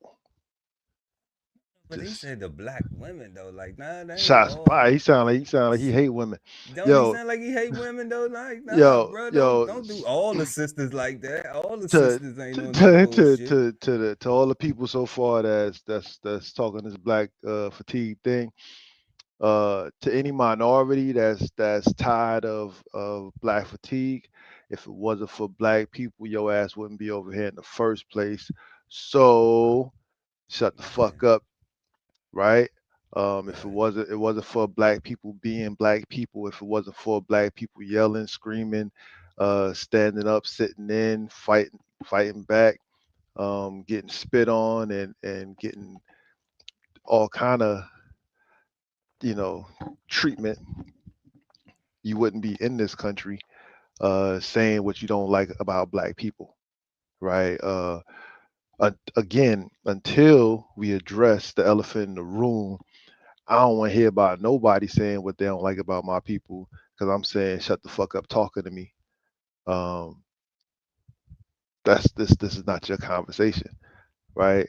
Like all these people like that look like me. My only real problem with what they saying is that they saying it not in a closed space, right? Not in a controlled space, not in a safe space, right? It's around the internet, God. It's around the internet. It's the World Wide Web. That's what I'm saying, right? I'm like, that's what I'm saying. That's why all I got to shut the fuck. It's no conference. That's why I said that's all I got to shut the fuck up, right? Because the thing, because those same people would say we don't need reparations. Right, I don't know. Oh, that's a big one. I ain't heard nobody say that. But if they tired of hearing about slavery, if they tired of hearing about what white people did, if they tired of hearing about the injustices that happen to black people, if they tired of hearing about it, then I would imagine they would also be. We don't need reparations. You got your own bootstraps that I pull mine up. You can pull yours up too. Oh no, I mean. They energy, they giving that some of the comments. That's what their energy is given. Some of their energy is given that, but first before we even just go off on that shit, because I don't want to go down that path for real anyway. Yeah, I got you. For real, but shout out to the sisters that I didn't get there yet. Classy and eloquent and sophisticated, that are kind, that have patience, that don't do no hooping and hollering, that ain't ratchet, and still are effective in their communication. Shout out to them. I love y'all. Those my favorite. That's my type. Okay, that's my wife. That's Baby. my wife. You know, but from that clip, that was some hood booger shit though. Oh, So yeah, hell yeah. so yeah, I mean, from that clip, like, I mean, day in and can't get an order right, can't get an order together. That is horrible when you got children around, when you got these things going on and other people trying to dine in places. That is horrible. But you know what though? You say that's hood booger shit. That is, family. That's the employer's responsibility to establish discipline and to maintain a decorum in his restaurant, right? In his establishment, right? Like he got employees that are willing to go back and forth with customers. That's a bad on him. That's not bad on black people. Like that dude hired the wrong person. Okay, but now we taking the blame off of the employee for conducting themselves in a fashion that when they Yeah, encountered a situation that maybe didn't need to escalate to that they didn't possess enough poise to be able to say, you know what, let me just not escalate this situation right here. Let me not entertain the bullshit. Let me just say, you know, go ahead. Now, if the employer needs to screen they customers better, people be faking all the motherfucking time. Just like just like we talked about earlier, you could be having nice conversations with somebody and then they don't respect it until you act a fucking fool. yeah. Okay? So now is that the employer fault that this person was nice to the other 9,000 customers that came through there? They was nice to the employer. That's the reason why the employer hired their ass in the first place, because they was fooled, right? And then one person came through on that day and they was having a bad day. That other person was having a bad day. You know what I'm saying? So they entertained each other, right? So now the Now, question is that's is still that some hood booger shit. is it you having a bad Yeah. day? So if you having a bad day and the other person having a bad day, that's hood book of shit. That's just not two Yes, people having a bad day. yeah, it's some hood booger shit, and I'm gonna tell you why. So Because so if you if so if 99 other times you did everything perfectly right and you was pleasant, kind, and did everything that you were supposed to do at work, you ain't displayed no hood booger tendencies or behaviors. The one time that you slip and fall and stub your toe, you're a hood booger for life. I ain't say that they was a hood booger for life, but you could exemplify some hood booger shit. Okay, so like, like that's like saying you just because it's a turd today, you ain't gonna call it a turd, but it's still a turd. Like, I mean, you know, one time you do some shit, okay, yeah, you do some shit one time, it's still that for that time, you know, like like a person cheat, right? They may not be a cheater all the time, but you was a cheater that fucking day, you know. So I'm not one to try to say that, like, cause you stole one time, now you a thief for the rest of your fucking life, you know. But you was a fucking thief that day. You stole that day, you know. If if you want to label a person that for the rest of their fucking life, then like that's your choice to do that. And I, people I'm do that, I'm yeah. just I'm talking in But reference yeah, that was some hood booger shit. That was some hood booger interaction. Yes, it but was. but That was but some ratchet interaction. It was unprofessional. in I don't reference give a fuck. in reference to fatigue though, Whatever God. whatever you triggered No, by, I no, don't no, no, care. not triggered. I'm talking about in reference to black fatigue. The question is if 99 times out of the 100 you do everything right, the one time you spaz out, you can that causes fatigue. You fatigued that fucking day from something. No, not you, not the person spazzing out. I'm talking about Both people in the I'm talking about onlookers looking at that situation. They get to be fatigued because they see somebody acting out one time when they have not ever seen them act out before. They okay, get now who are we talking about? Are we talking about patrons or are we talking about other employees? no so far the what I've been seeing is black fatigue has been expressed as what other people see and how they feel about what they are seeing. It ain't got nothing to do with the people involved themselves, right? Okay. So like that last clip, it was the two sisters going back and forth with each other, and the Asian brother talking about, man, I'm just trying to order my food, Right. right? The Asian brother was experiencing black fatigue, not the two sisters.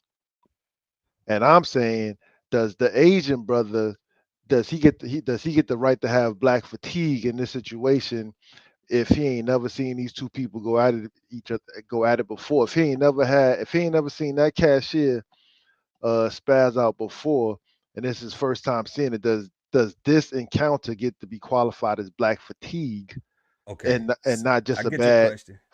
I get your question, God. But in order to answer that question, we would have to know how many fucking times that this Asian brother goes to that damn subway. So, Correct. right? So we don't fucking know that. We just watching the clip. But to entertain the question, I'm saying that everybody's black fatigued in there. I'm saying he in that line and any other patrons of Subway because it's holding up the progress for them to get their food. I'm saying them two sisters both on some hood booger shit right now, acting like that they don't have better home training, acting like she don't know that she at work and she could possibly lose her job. This other person acting like that they coming in there just ordering some food and don't understand that, like, damn, this person is just trying to help you. So your attitude could be different too. All right.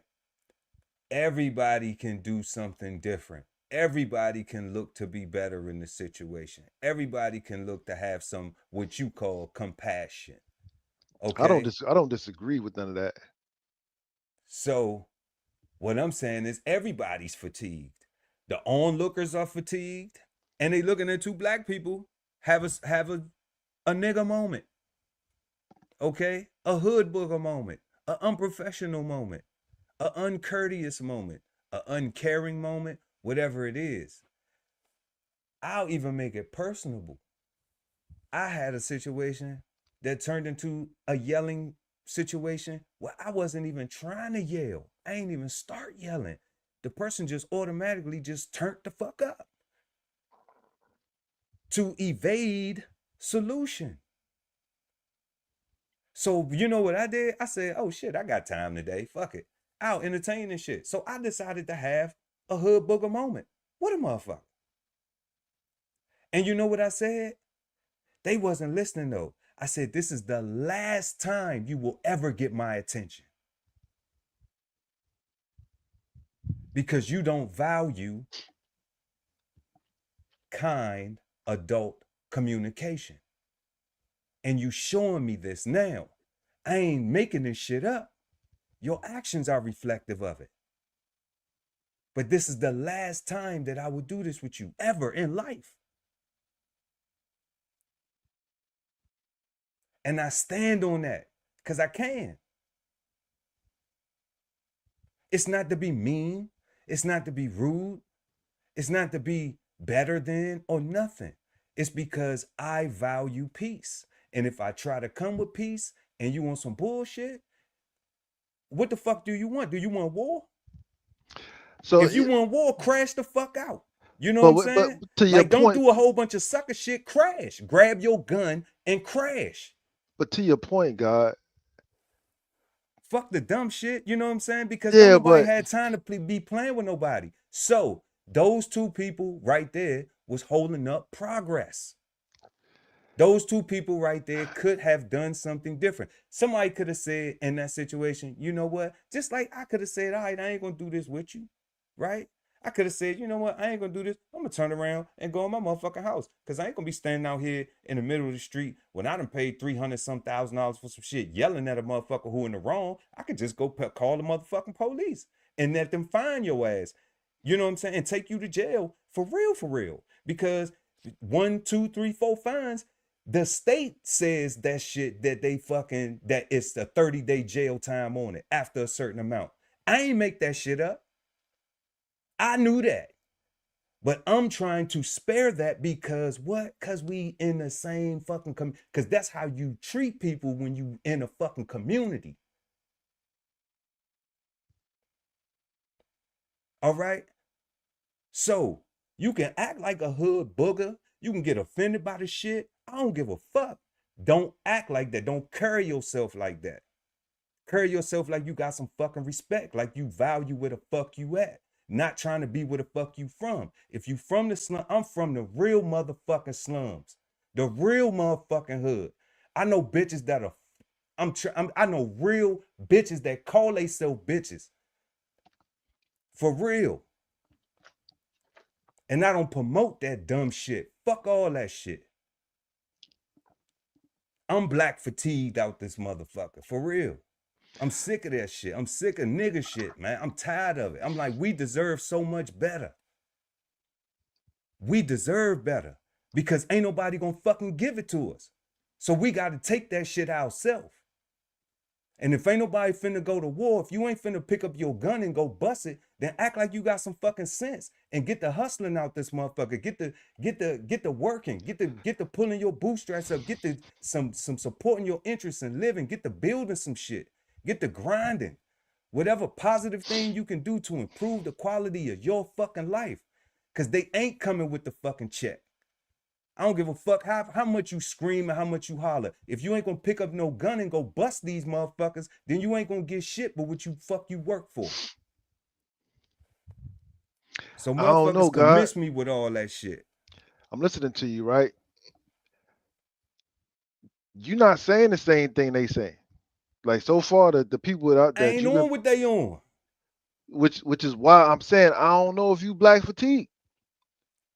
Right? Like so far. I'm using this shit like they using this shit. No, that's what I'm saying. Like, yeah, I'm saying I'm black fatigue. I'm talking about because I'm sick of the bullshit too. Like, yeah, I'm like the Asian dude. Like, I just came to get some fucking Subway, man. I'm with that. I'm with that, but I'm like, I don't know if that's like that.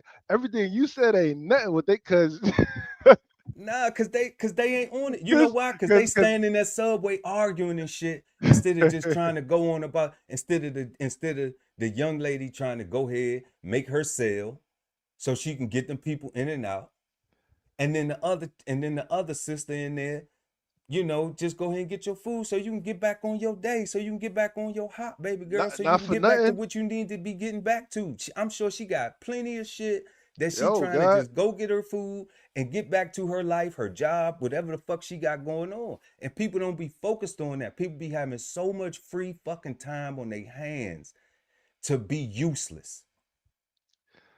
So my man, like everybody else, that's what I'm saying, right? Like they want to stand around in there waiting that line and watch this argument happen. Could have just went to a different restaurant. Not if you can't afford it. Not if the $5 foot long is all you got in your budget. You're gonna have to stand around and wait for that shit to play out. Yeah, stand around and wait. Call the police. Get somebody to resolve the situation. Be a good Samaritan. Be a good citizen.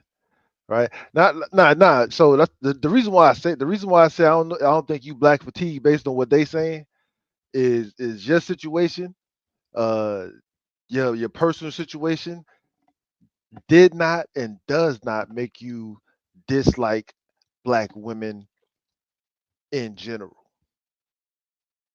Love my sisters. Right? Like you hate bitches. Right? I can't stand a bitch. Right? Like that's like you might be bitch fatigued. You know, I can't stand a bitch. Right, but you still but you still love black people. You're not up I here, love all black people, right? you Like know. those people didn't sound like they love black people, right? Those people, those people said so far, all those people was uh, like I said, like they all made me think that they're gonna be what they call it, bleaching and shit like that, right? Like Like I said, if I could ask God to do one thing, black just make me blacker. That's it. I'm talking about tar baby, the color of the asphalt. black That's word. it. That's it. Nah, but I do agree with everything you were saying though about your situation and like motherfucker need to man up and Yeah, and like man the and fuck and up. and and I don't think reparations is ever gonna happen, right? I just know for a fact that it's needed, right? Yeah, you know. So I'm gonna never ever stop saying it. Uh, 100% know that we're not gonna get that as a country, right? We're not gonna get no repair. We're gonna have to repair ourselves, and we're gonna have to accept our efforts as being enough, right? We're gonna have to accept that our best is enough for us, right? We got to support our interests and live because as long as we still following what the media is telling us what success is, what glory is, what grace is, what love is, what power is, what fame, like all that stuff is corny. Like I don't like we losing a lot of people in 2025, right? But what's also happening is it seems like all of Hollywood is being exposed, like the curtain is being pulled wide open.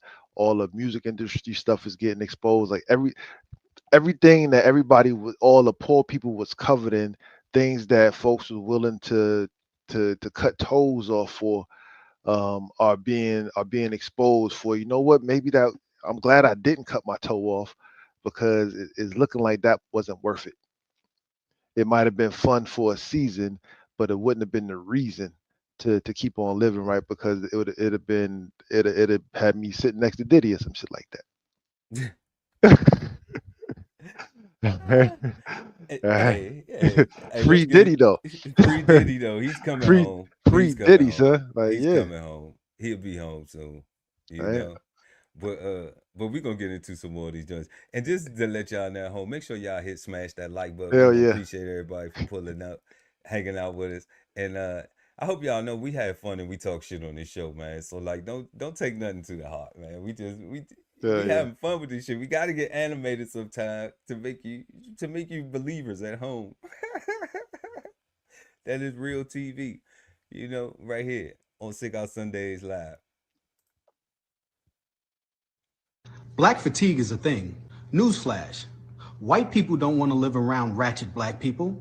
And black people don't want to live around ratchet black people. That's It's true. nothing like going to the Walmart on a Sunday morning and then you see the bonnet crew walk in. Loud, obnoxious, the kids are everywhere, in every aisle, unattended. And that's anywhere you go. No matter what. They're highly emotional, highly sensitive. You can't say nothing. You can't even smile and hold the door for them because they'll look at you like you're crazy. And always the victim of something. Either you stepped on a shoe, you looked at them wrong, you told them good morning. They're never happy, they're never satisfied. And you wonder why normal, good black people move out of the hood as soon as they start getting successful. I was one of those black people that said, man, if I made some money, I'm gonna stay here. I'm gonna buy up this, buy up that. I'm gonna support the community. As soon as I got my money, I got the fuck up out of there because they don't know how to appreciate good shit. And my suburban kids don't need to be dealing with that bullshit.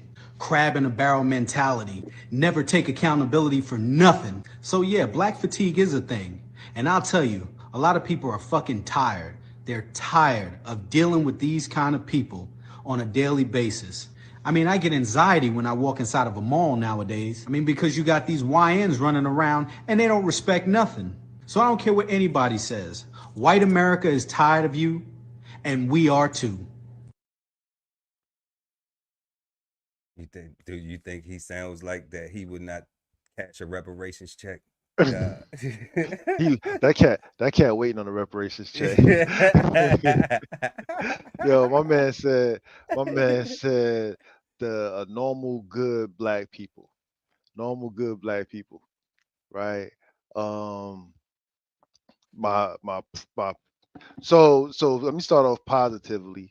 Uh, I too don't want to live next to no ratchetness, right? No, I don't think nobody want to live by ratchetness. How do you pick your neighbors? You don't get to pick your neighbors all the time. Not your neighbors per se. And by next to, I assume he mean I wanted to start positive, but like But fuck like yo, it. like man, But fuck it.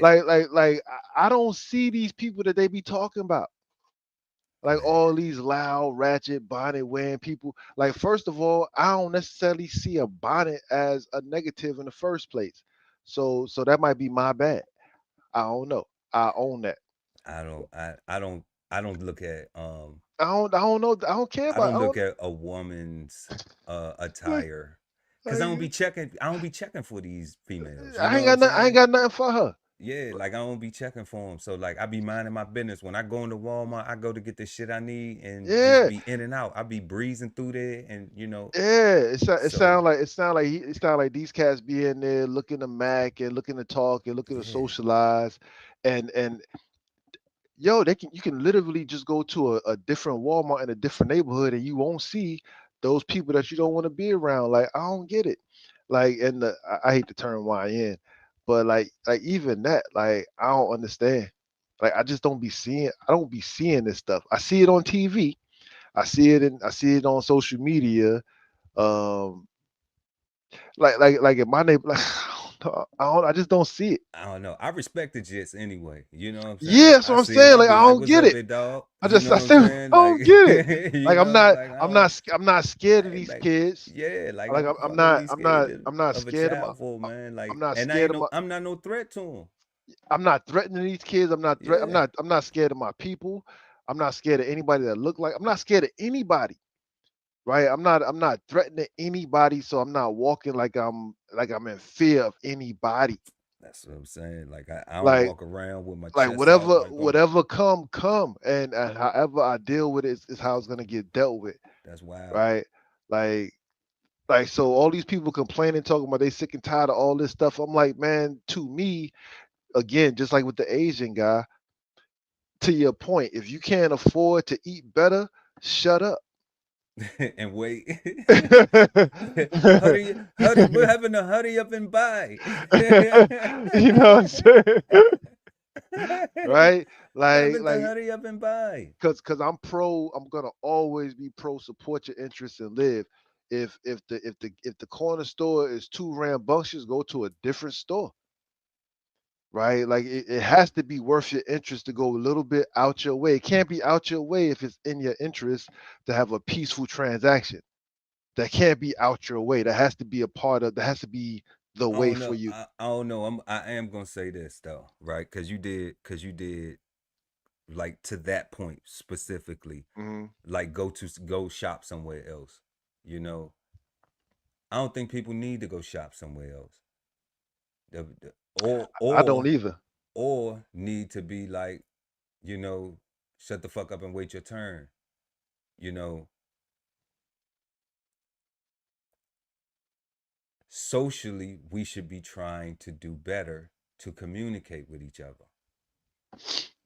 And like you even said with the employer, okay, yeah, the employer could examine that situation from that video, the previous video that we watched with the two sisters in the subway, and then sit down and have some training with the employees. Like, look, y'all, we understand you gonna get 50,000 people coming here a week, 50,000 different personalities. It's no different from when I was in my position in the galley and I had to deal with every single personality every single day. Yep. You don't know what people are going through when you're in a customer service position. You don't know what their expectations are. So there is a point that leadership does need to come in and reestablish what the goal is, what the standard is, and teach and say, hey, y'all, you may be going through some shit too, but you can't let it leak out because we can get sued. I'm gonna have to fire you. I'm gonna have to fire you because you are a hazard. You know, whether you right or wrong, I'm gonna have to fire you regardless because Yep. the company, the brand is going to not want this publicity. Yep. So it is communicating and letting people know to be aware of their own actions because it will cost them their employment. So there is a thing that needs to be reiterated with that. But these places where we have to go shop at, you know, it should be some consideration from the people coming in there too. It can't just be one-sided. That's the thing where it's like, even if we talking about reparations, when we had that conversation, the people who can cut the check have to want to cut the check too. We can be wanting to receive it all day. Like we said, we ain't gonna turn that with nothing but our collar. Okay. But the people have to want to give it too.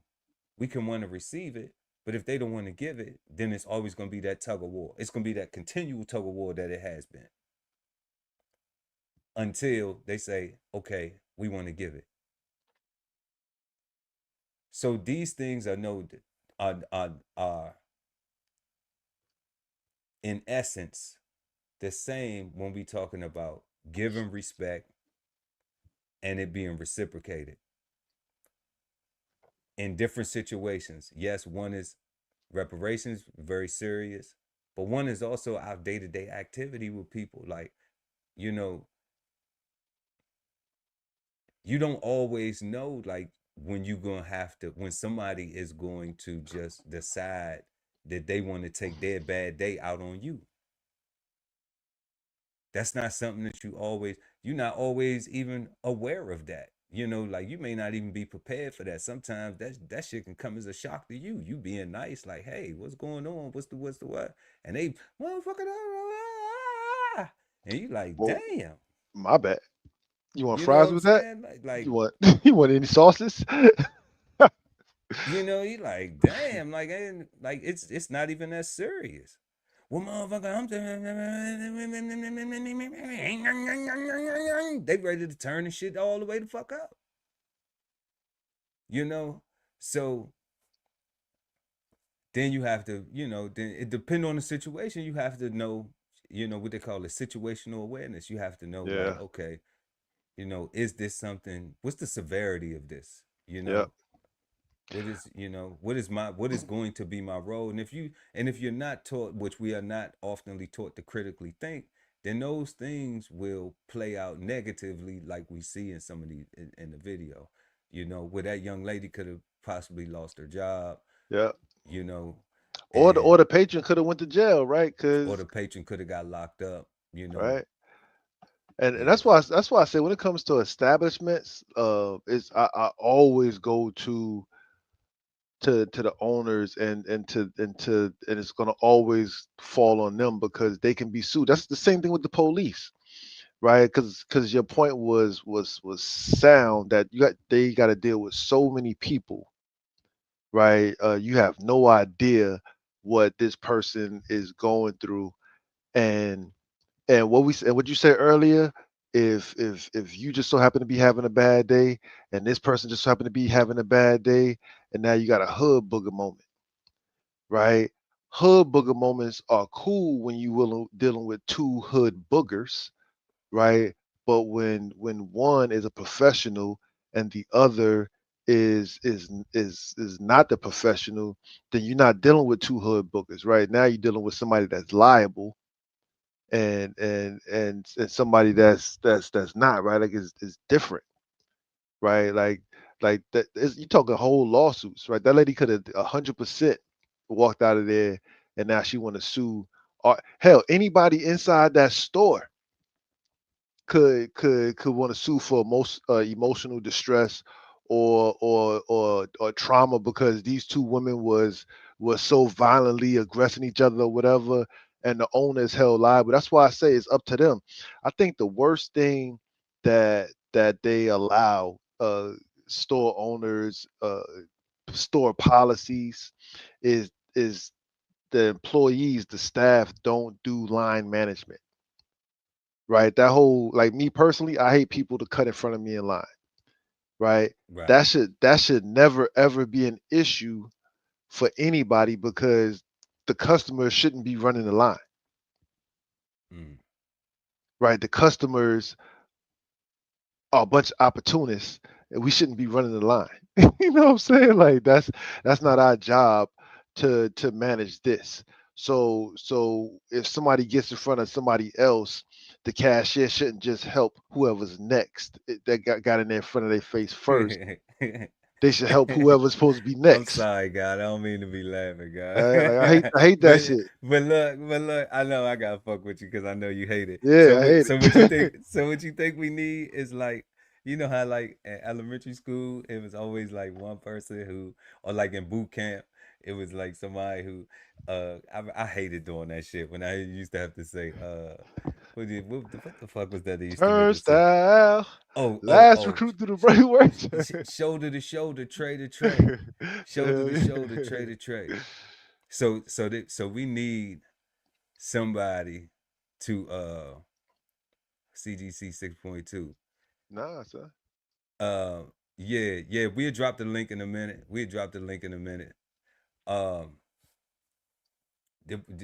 They need a line attendant at the grocery store, somebody there to just keep the line in order. Just, hey, Yeah. next, no, you next, no, you next. Clearly, right? Because the people can't the people can't do it themselves. Oh man. Right? The people think about during COVID, how shopping was during COVID, how organized and efficient he was when the staff was herding people through the aisles and through the stores. You made your list, you walked through the store. Even if you went through perusing, you peruse with a mission to get in, get your stuff, and get out. Right? There was no opportunities for you and I to race to the cashier to now see who's gonna get there first. Right? You actually had somebody saying no, you next, right? They was actually paying attention and making sure that things were orderly so that confusion and chaos didn't happen. Because clearly we're not responsible and accountable enough on our own to govern ourselves accordingly, right? We need outside agency to come and say, hey, what you say, threat, coercion, you know what I mean? Yeah. Like we need the white man to come and say, need the police to come and say, all right, I'm gonna take somebody to jail. Okay, Mr. Officer, I won't do it. I apologize. I apologize.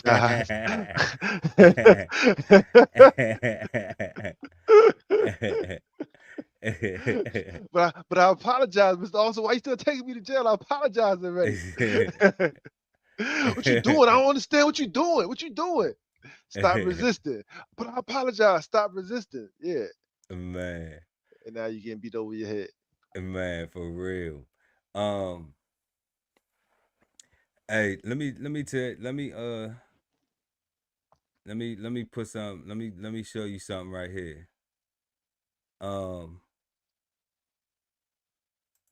Real quick in the comment section.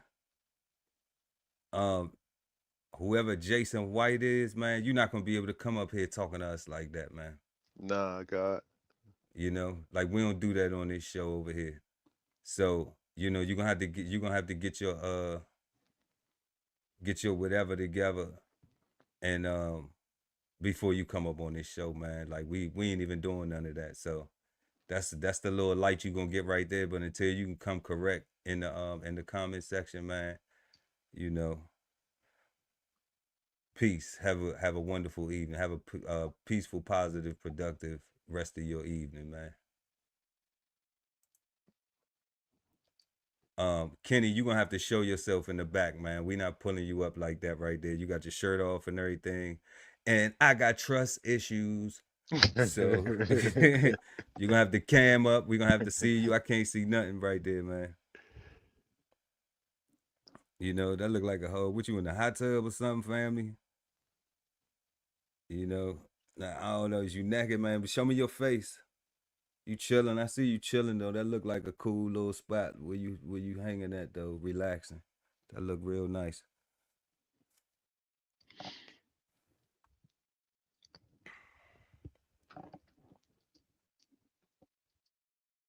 Oh no, but you gonna try it though. I'm telling you though. We ain't trying to get struck though. Nope. Yeah. Yeah, it's all good, Jay. It's all good, Jay White. We cool. You know, we just want, we spread love, man. Like we turn up on here, man, but you know, we ain't NBA going 2K. crazy. Yeah, we ain't gonna talk about NBA 2K, man. You know. What? You ain't heard Willie D said, fuck a PlayStation. My bills don't vacation. So let's go ahead. Kenny, I want to bring you up, but you ain't show your face. You showed me a jacuzzi that looked like it looked like you was in a place to be. It looked like you was in a real smooth place, but we wanted to see your face, player. Sound like Kenny playing around. Yeah. Yeah. Yeah, we're gonna have to yeah. Enjoy yourself though, Kenny. We appreciate you for we wanted to bring you to the stage, man, but we can't do that though. You looking like you looking real player back there though, man.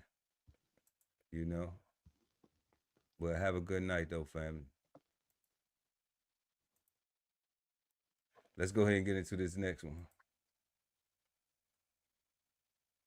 So all I'm learning from this black fatigue is these are the same white people that know their ancestors and a lot of current versions of themselves are racist pieces of shit, and they're tired of hearing that they are racist pieces of shit. And these are the same people that are trying to rewrite history so they could swipe a lot of this shit under the rug and pinpoint themselves as the good guys. And they're trying to get a reaction out of you, and don't give it to them. That was the one. That was the one I was gonna say. That's what I'm saying, right? Like, come on, son. Like, what we talking about? I knew that was the one that the guy was gonna be like, we should have just played that shit first. End of the show. Good night. Let's go ahead and get into the next one. Let's go ahead and get into the next. Well, this is a pretty good definition of black fatigue. Black fatigue is when I can hear you 10 miles away in Walmart with your 5 kids. Black fatigue is when you have no home training and you have no idea how to act in public. And a lot of it is culture. I've been in the hood. I've been in the schools and the projects where I was the only white girl there, and I can 100% guarantee you that it's culture. When majority of y'all know someone who has been unalived by another black person, way more than any instance of a black person being unjustifiably unalived by the police, that's black fatigue, as well as donating to Carmelo Anthony and Rodney Hinton Jr. When you aren't able to hold your own community accountable, that's a problem. We're not going to sit here and act like this is new now, because now white people are speaking out, especially when we've been told for so long to feel sorry for our whiteness and that we have white tea privilege, whatever the fuck that means. My name is Jeremy. This channel is called Quarter Cast. If you haven't yet, make sure to leave a like in the video, and don't forget to subscribe or follow down below for more daily news. Fuck your channel, Jeremy. Nah. That white girl don't know shit.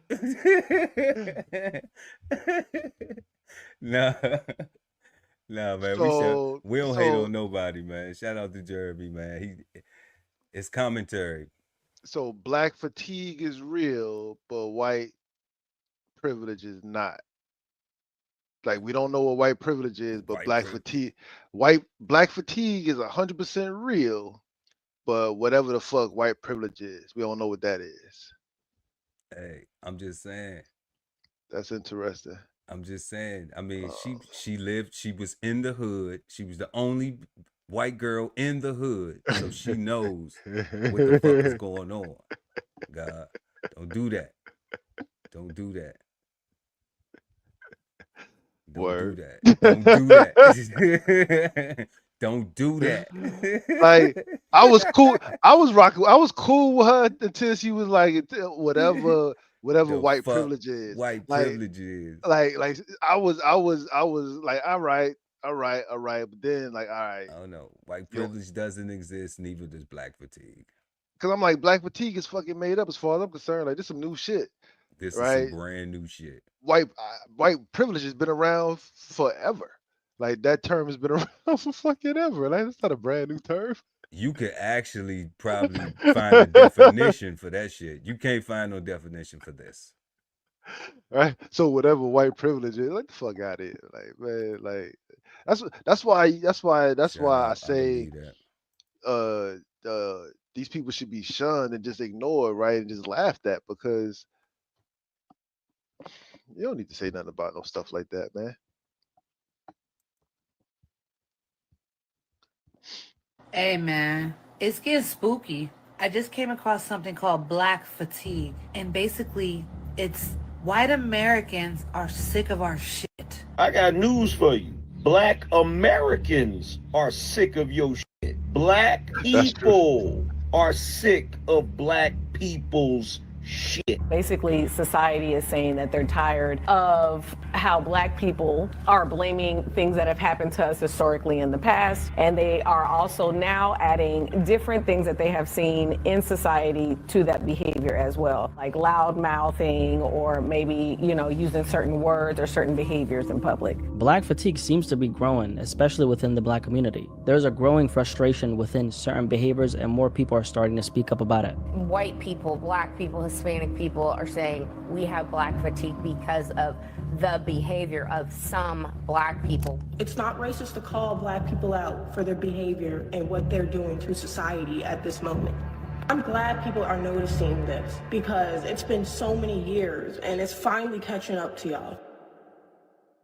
So, is there some truth to it, or is it just another form of racism? And how come so many black people are starting to speak up about this now? Either way, we got a lot to talk about today. Now, black fatigue is a growing term in the social media world, a phrase that's meant to explain a rising frustration, dissatisfaction, and even resentment towards a small portion of the black community and some of the dysfunctional behaviors that are increasingly being called out. But here's the thing, this isn't a new term. The phrase black fatigue was originally coined in 2020 by Mary Frances Winters, a black author from New York. She was inspired to explore the concept after hearing the same phrase come up again and again from black millennials. "I'm tired," they kept on saying. The exhaustion wasn't just physical, it ran deep, tied to emotion, history, and identity. In her book, Black Fatigue, How Racism Erodes the Mind. I'm going to pause that right there because we need to highlight where the term black fatigue came from. And it is a book by Mary Frances Winters. I'm going to try to put the link in the description if anybody wants to go and get her book. This sister is from New York, and she said, like Blackie Speaks, shout out to Blackie Speaks on YouTube. We reviewing his content. I'm gonna put the link to his whole video so y'all can go watch it. We actually gonna go through it here, but I'm gonna put the link so y'all can go through it as well in the description. But this is where it came from. This is a sister who was trying to show us how racism has eroded the mind and body of spirit of black people in America. The effects, the traumas that we've been suffering from racism, how it affected everyone. And like he so eloquently put prior to me pressing pause, he said that she did her research and she was speaking with a lot of millennials. God, you had made a comment earlier. You was like, everybody who's commenting is so young. They are a lot of young people. This is why this term is, this saying is becoming popular amongst their peer base. So that's the reason why you don't see, you know, a lot of gray-headedness commentary on it. You see a lot of people in that millennial age class that are expressing, you know, or trying to interpret or make their interpretations of it that really have nothing to do with this piece of literature. And the culture has always done that where, I mean, hey, we took nigger and made it cordial.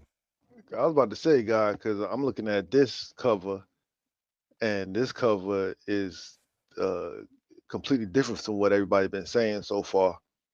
Even in the segment of the show where she said she interviewed these young folks, and this is their perspective, right? Like that's different than what they saying. Exactly, it is completely different, and that's why our like she actually has a reason. She actually has a reason.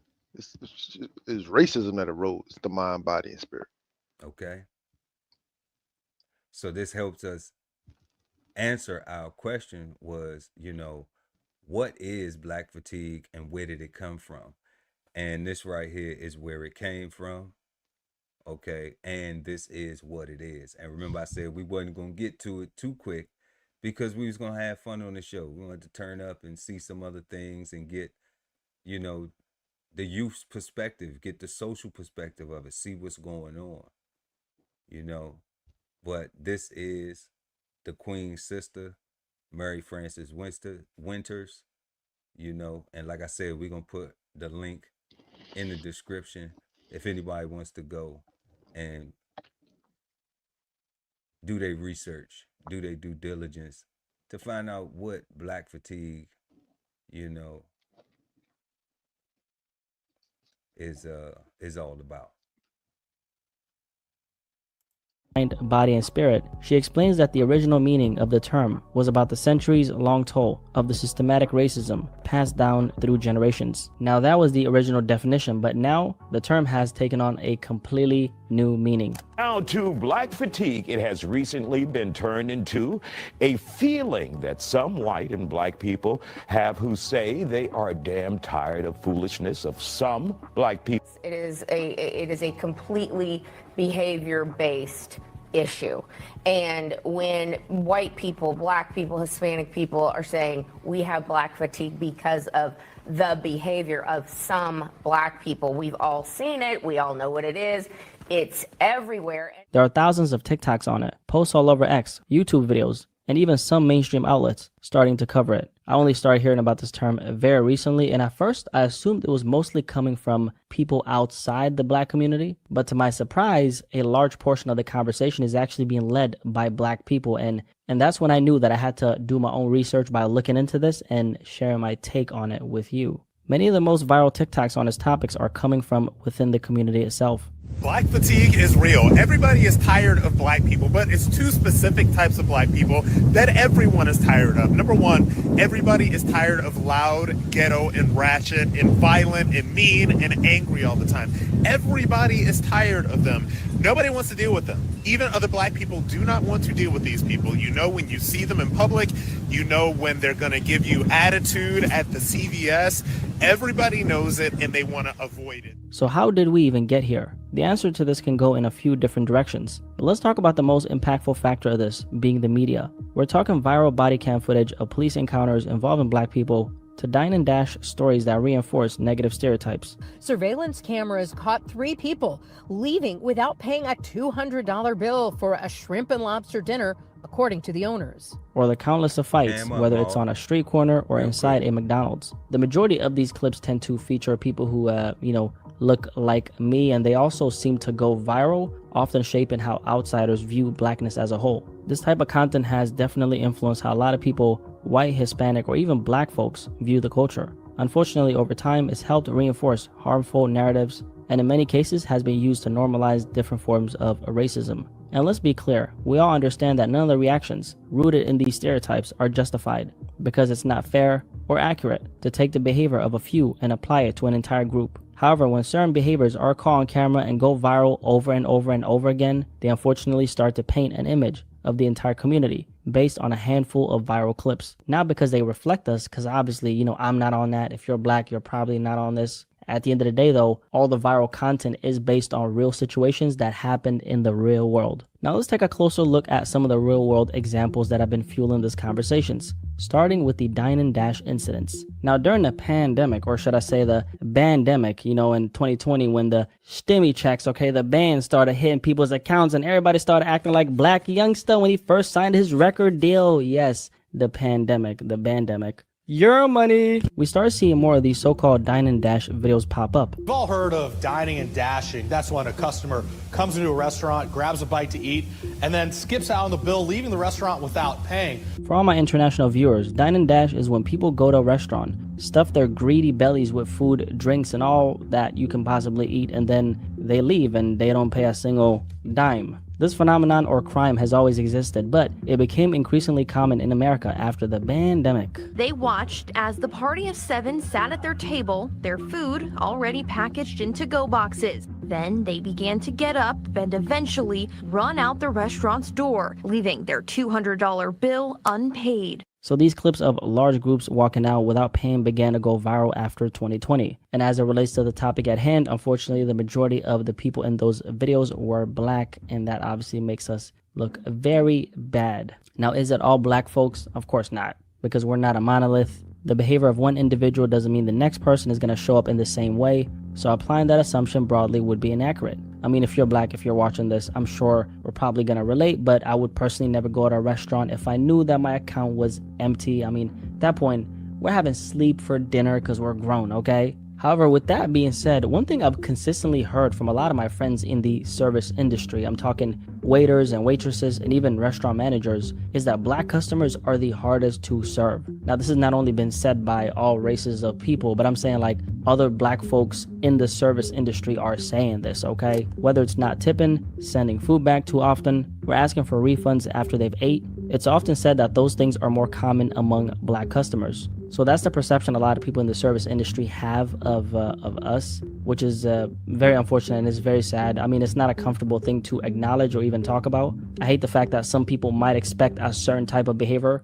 of people who look like me as soon as, let's say, we might step into a spot, right? And although, you know, the stereotype doesn't obviously apply to all black people like me or you, I can't, if you're black, that is, or if you're white, then obviously I ain't talking about you, right? I can't ignore the experiences they've shared with me. Now let's dive into the dine and dash stuff a little more.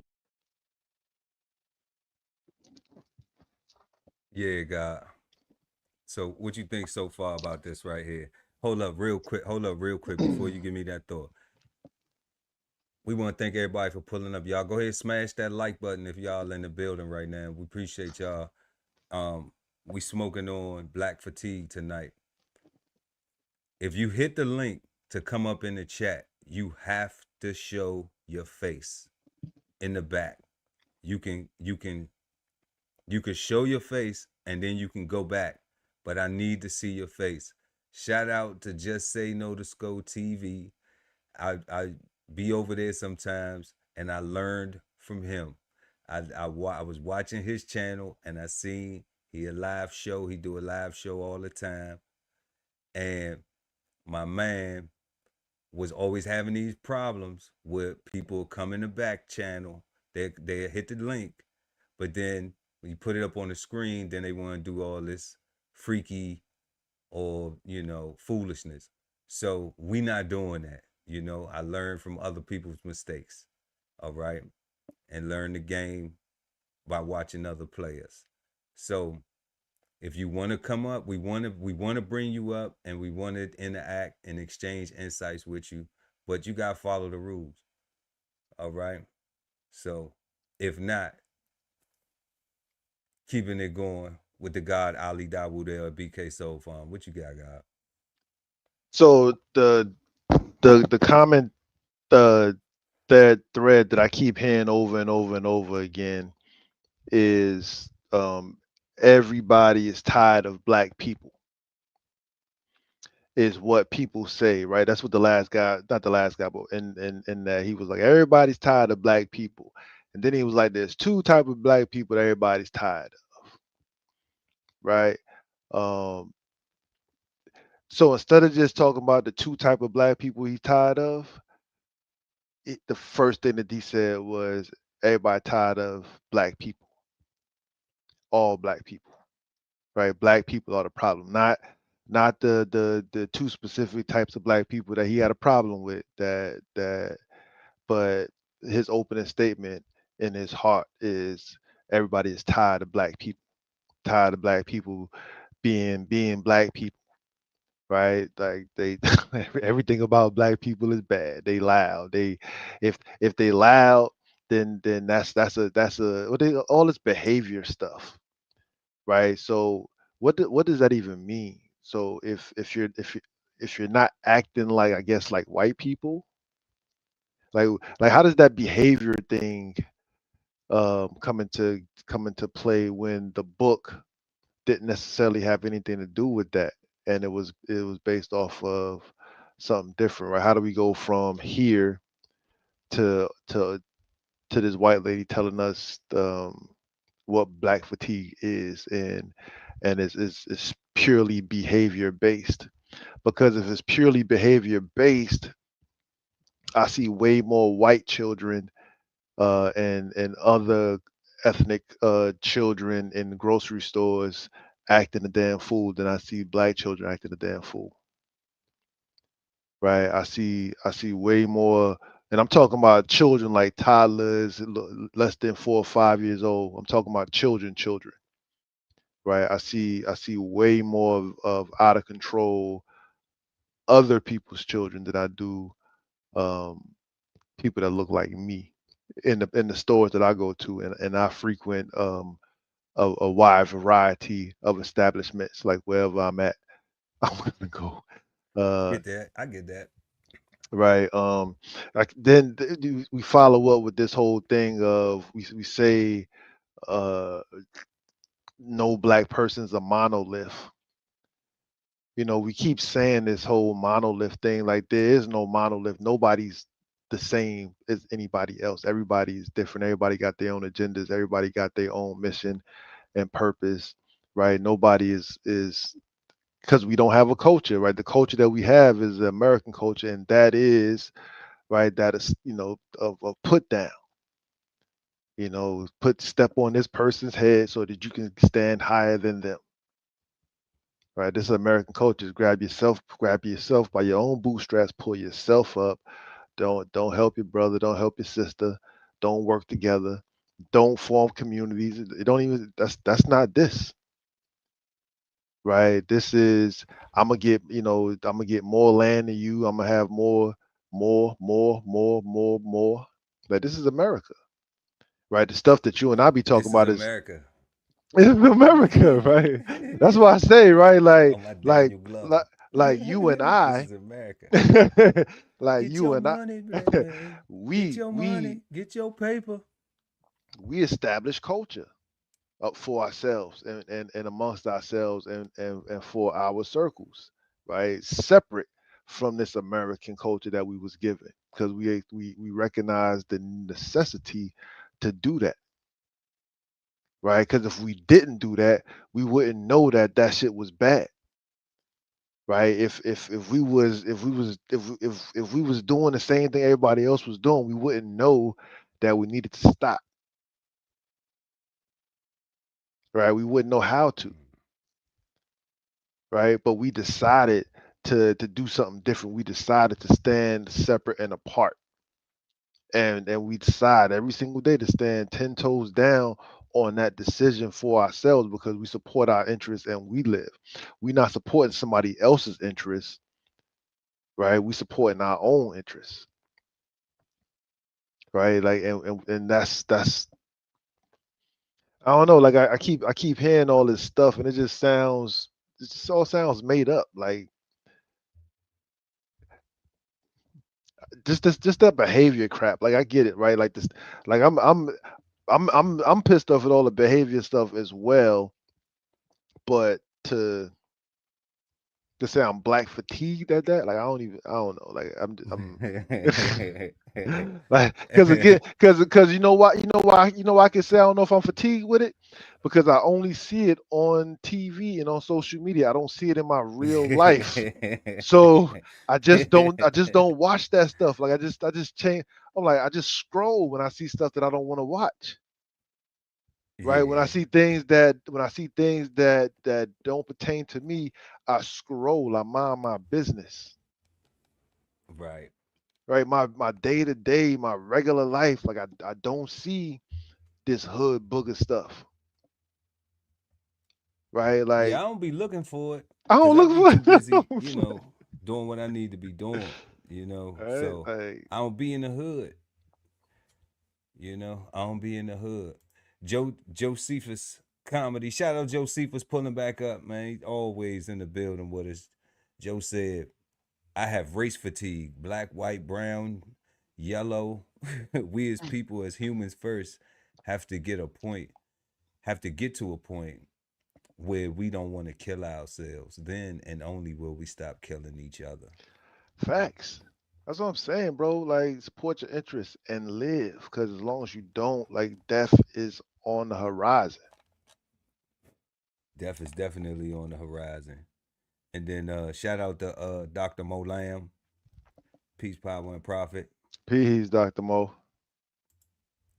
And Big Josephus says it boils down to divide and conquer. Keep them fighting, keep them working, keep them educated just enough to hurt themselves, but not their true oppressors. So that's my thing, right? So the true oppressors, like that's a black fatigue statement based on this whole conversation that these cats are saying.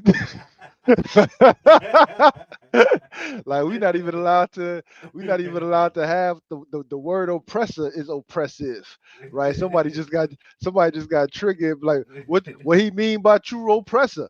Like what he right? And I'm That's saying like, come crazy. on, son, like cause and effect, That's crazy. right? Like if you're not willing to deal with the cause, shut up, right? If you just want to complain and complain and complain, I'm tired of black people doing this. I'm tired of like where are you at to see all this crap?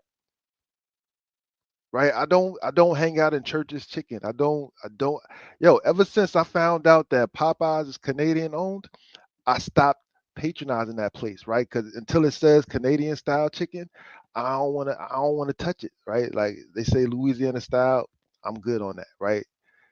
Uh, I don't know where these people be at where they just so inundated with ratchetness.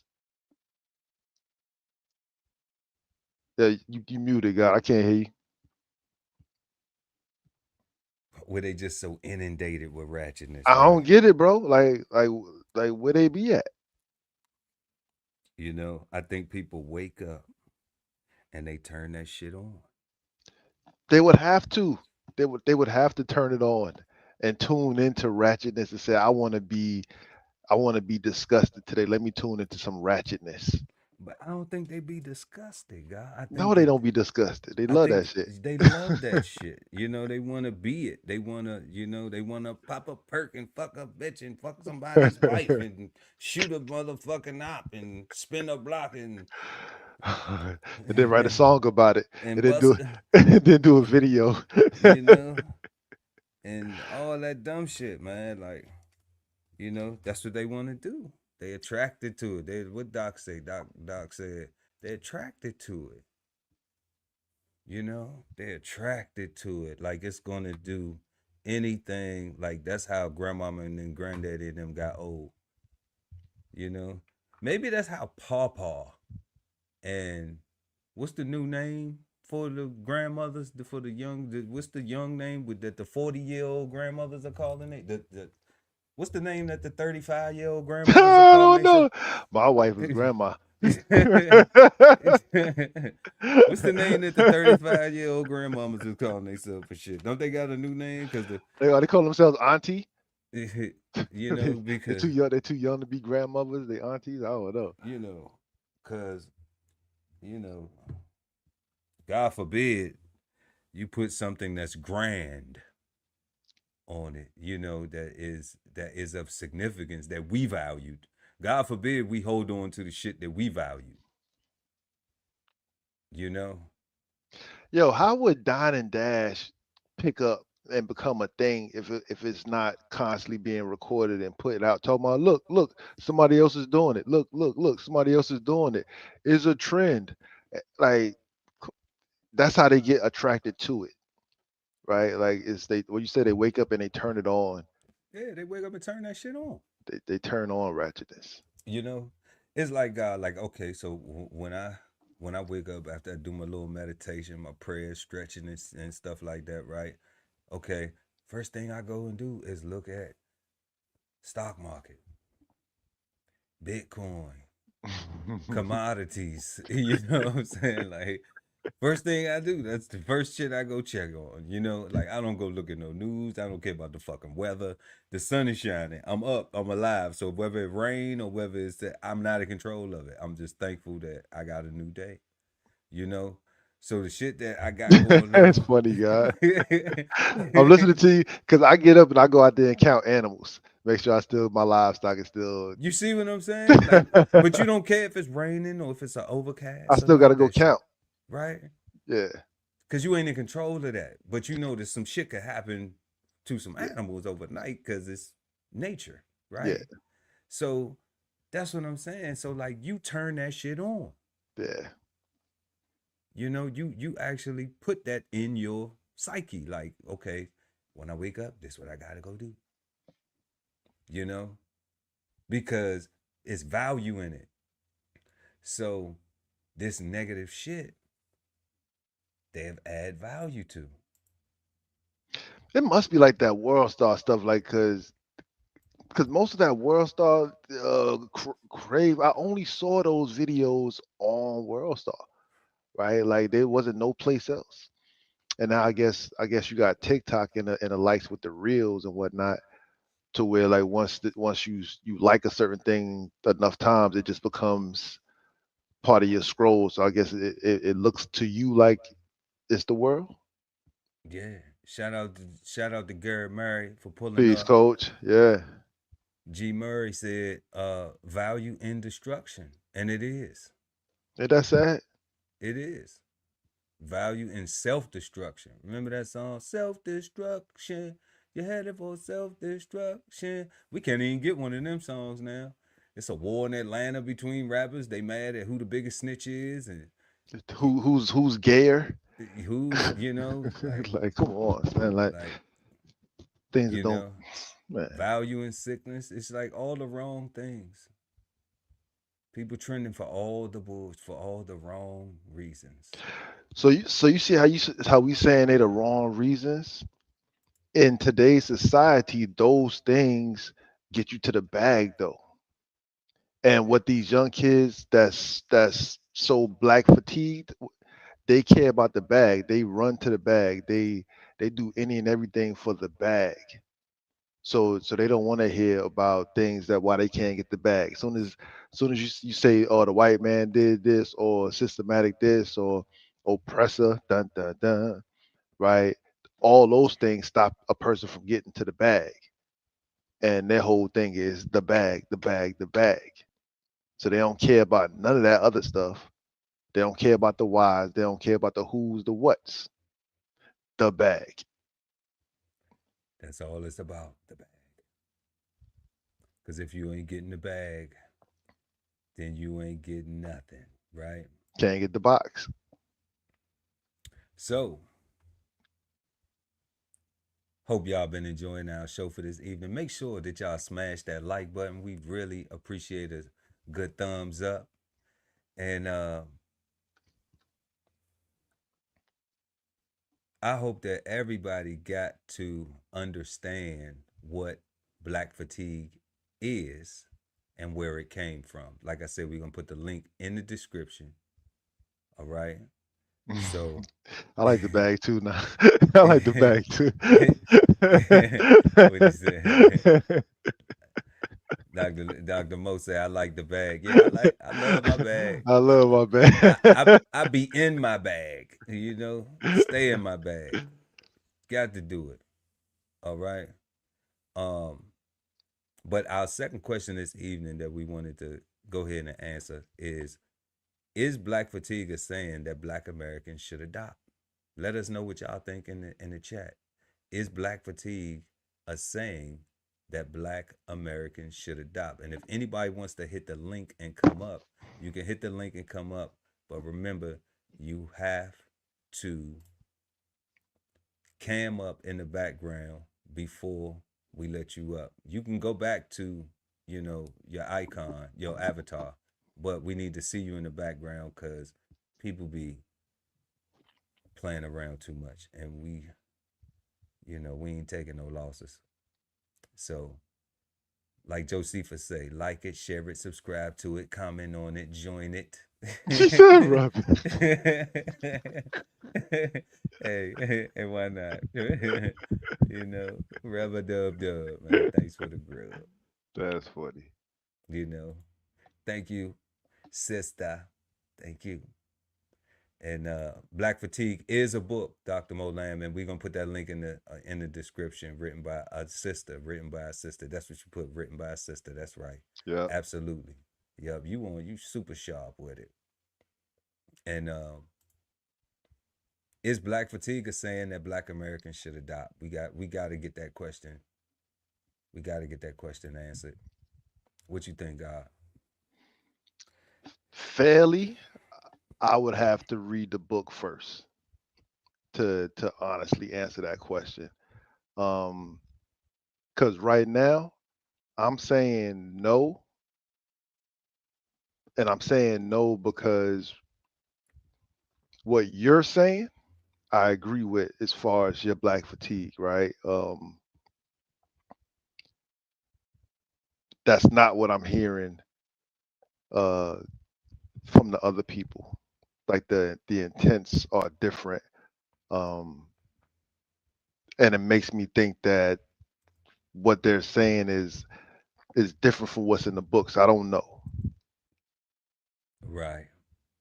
Right.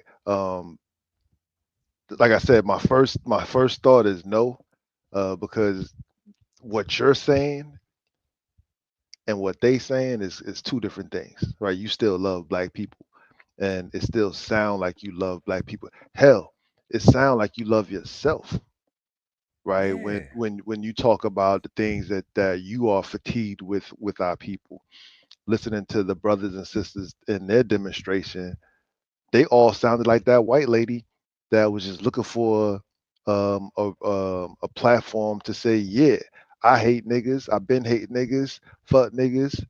Niggas. Yeah, like the punch down. Like the punch down, right? And to me, they all sounded like her. They all sounded like they had the same talking points. They all sounded like they had the same venom in their heart. Like they all sounded like they hated the way that they looked in a mirror. Right. So with them being the definers right now for me of Black fatigue, I'm saying hell no. Like I would never want nobody that looked like me using that term if that's what it means. If it looked like it mean that you hate yourself, if you hate your reflection, if it looked like it mean that it make you say I hate Black people first, or I'm tired of Black people first, and then you clean it up by saying, well, these type of Black people. See, Sister Mo saying is very different from the book. See, right? So I would have to read that. Yeah, I mean, look, God, that's why I waited until the end, because I did some research. And when I found out that it was a book and then went and researched the sister's book, I was like, okay, see, this is like what I said, the same way Black people in America have taken the word nigger and made it cordial and made it to be where it's depending on how you use it to determine if you should be offended or not. I'm offended. Right? This is the same thing that happens. This is a problem when We add meanings and feelings to stuff, and we don't know definitions of what things are supposed to be, how they are supposed to be applied. So then all of this confusion happens, and then we get people falling into what you just said, where it's like, oh nah, well, that's my nigga, that's my nigga. Oh well, fuck all black people. I don't care. They hate yeah. Black people hate black people too. And this place is so the white people. I'm just with the Uncle Ruckus shit, right? Uncle Ruckus shit. So if we don't know where the origins of these things came from, if we don't study the origins so we can see the proper use, the proper application of it. All right. The true measure of the thing. The true measurement of it. Then all we are doing is going off of what the fuck somebody else said. Right? That's what they sounded like to me. They sounded like they was all suicidal. Like to me, they sounded like, because to me, bleaching is some suicidal stuff, right? Like to me, you hate yourself. Like the next step, if you can't get light enough, is you just gonna let it go. I wish, you know what I'm saying? I wish I knew. I don't know a Chinese person. I do know an Asian Southwest Pacific origin, you know what I'm saying? Islander. But I don't know a actual person from China to ask them that question. But that would be crazy. Like, you know, is there some shit you don't like about Chinese people? You know, I wish I had a Chinese brother to come in and, you know. And you know what? For real. And they probably do, and they talk about it at the dinner table amongst themselves, and that's where it stays at. Right. They don't go online and shit and make it. You know what I'm saying? Like, because culture, culturally, they would like to actually fix the problem, so they talk about it where it can get some resolution. Where it can get fixed, right? In the smallest element in the family unit, at the table, on the couch, you know, sitting in the living room, in a circle. Like that's where you can get some resolution. That's where you can have real impact. Right. As long as it isn't a family of convenience. Correct. You know, because some of this shit be just like, you know, not even assembled properly. It just be like, you know what, fuck it, we got to make you family because fuck it. Yeah. You know. So, Mo, you lying? What they talking about in the chat? They got the chat going crazy. Going crazy in the chat. Yeah, opinions. Yeah, and that's what it does. They talking about go and get the data. They said you data driven. Okay, so yeah, so they going over there having fun in the chat. But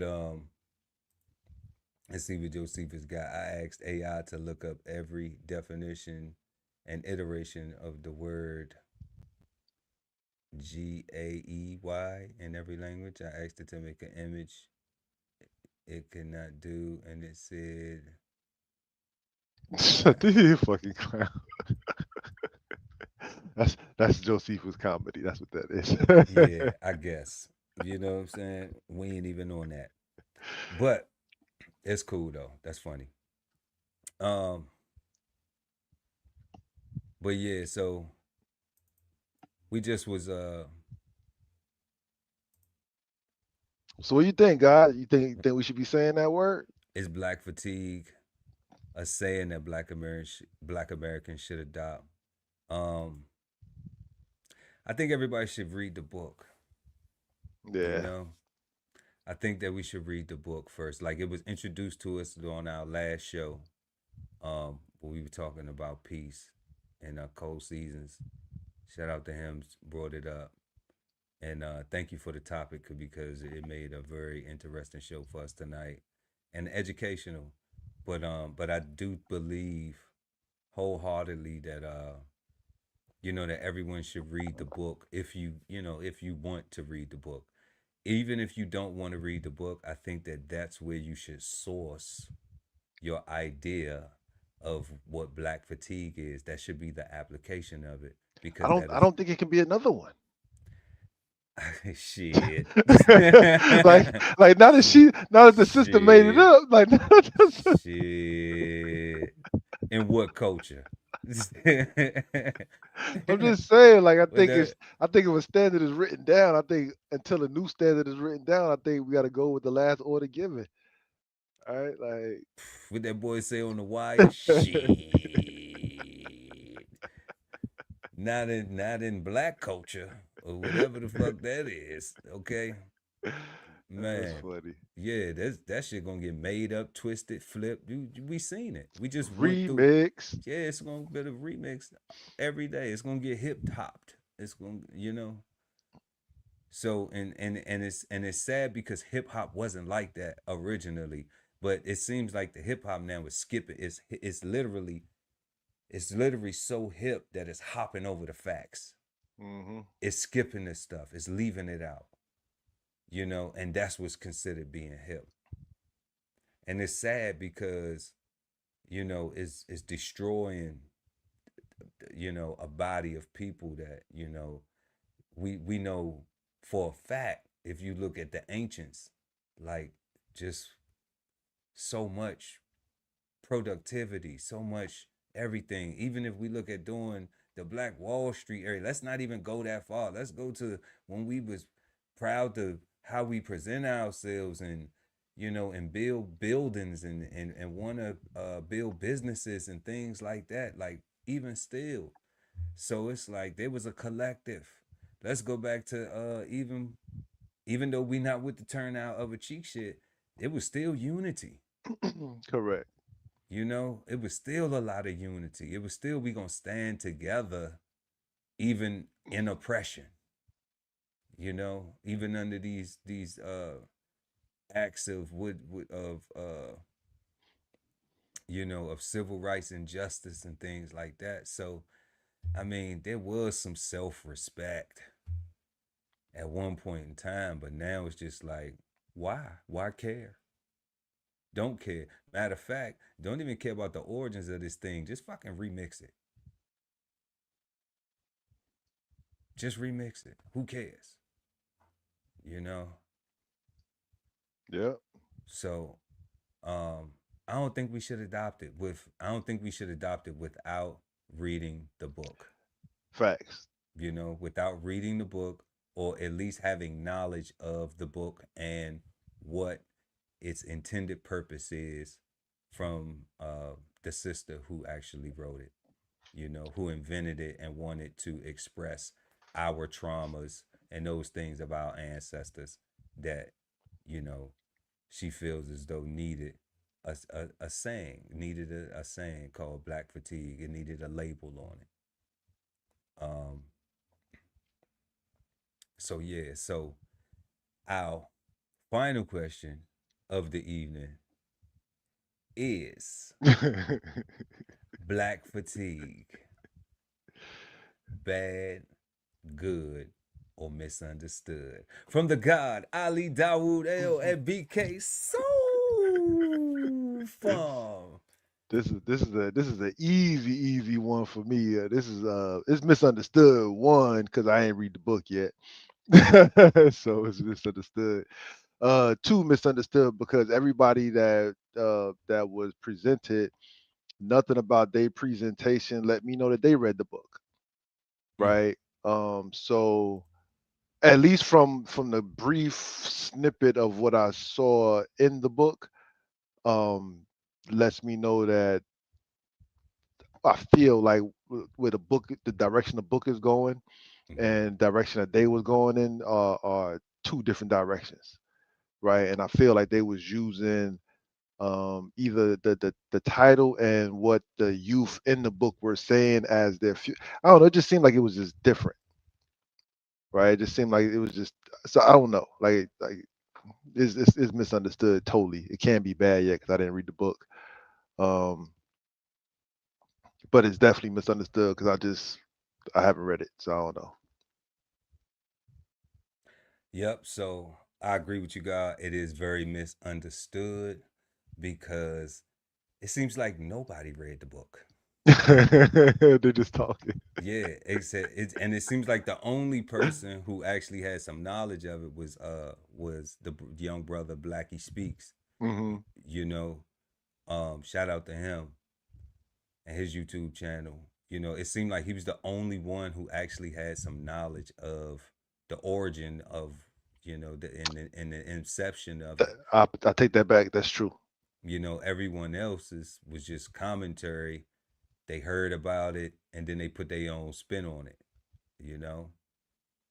So it's definitely misunderstood. We definitely gonna put that link to that book. I'm gonna get it in the description if y'all interested, so y'all can go check it out and be hip and be up on game, you know, so you don't walk around sounding lame, talking like, you know what you're talking about, but you really don't, and then be in your feelings when somebody be like, you sound dumb as a motherfucker.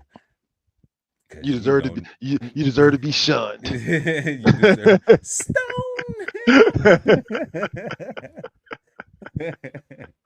Tell you, bro, like when you call somebody a dummy, like you should be like, oh my God, did you read the book?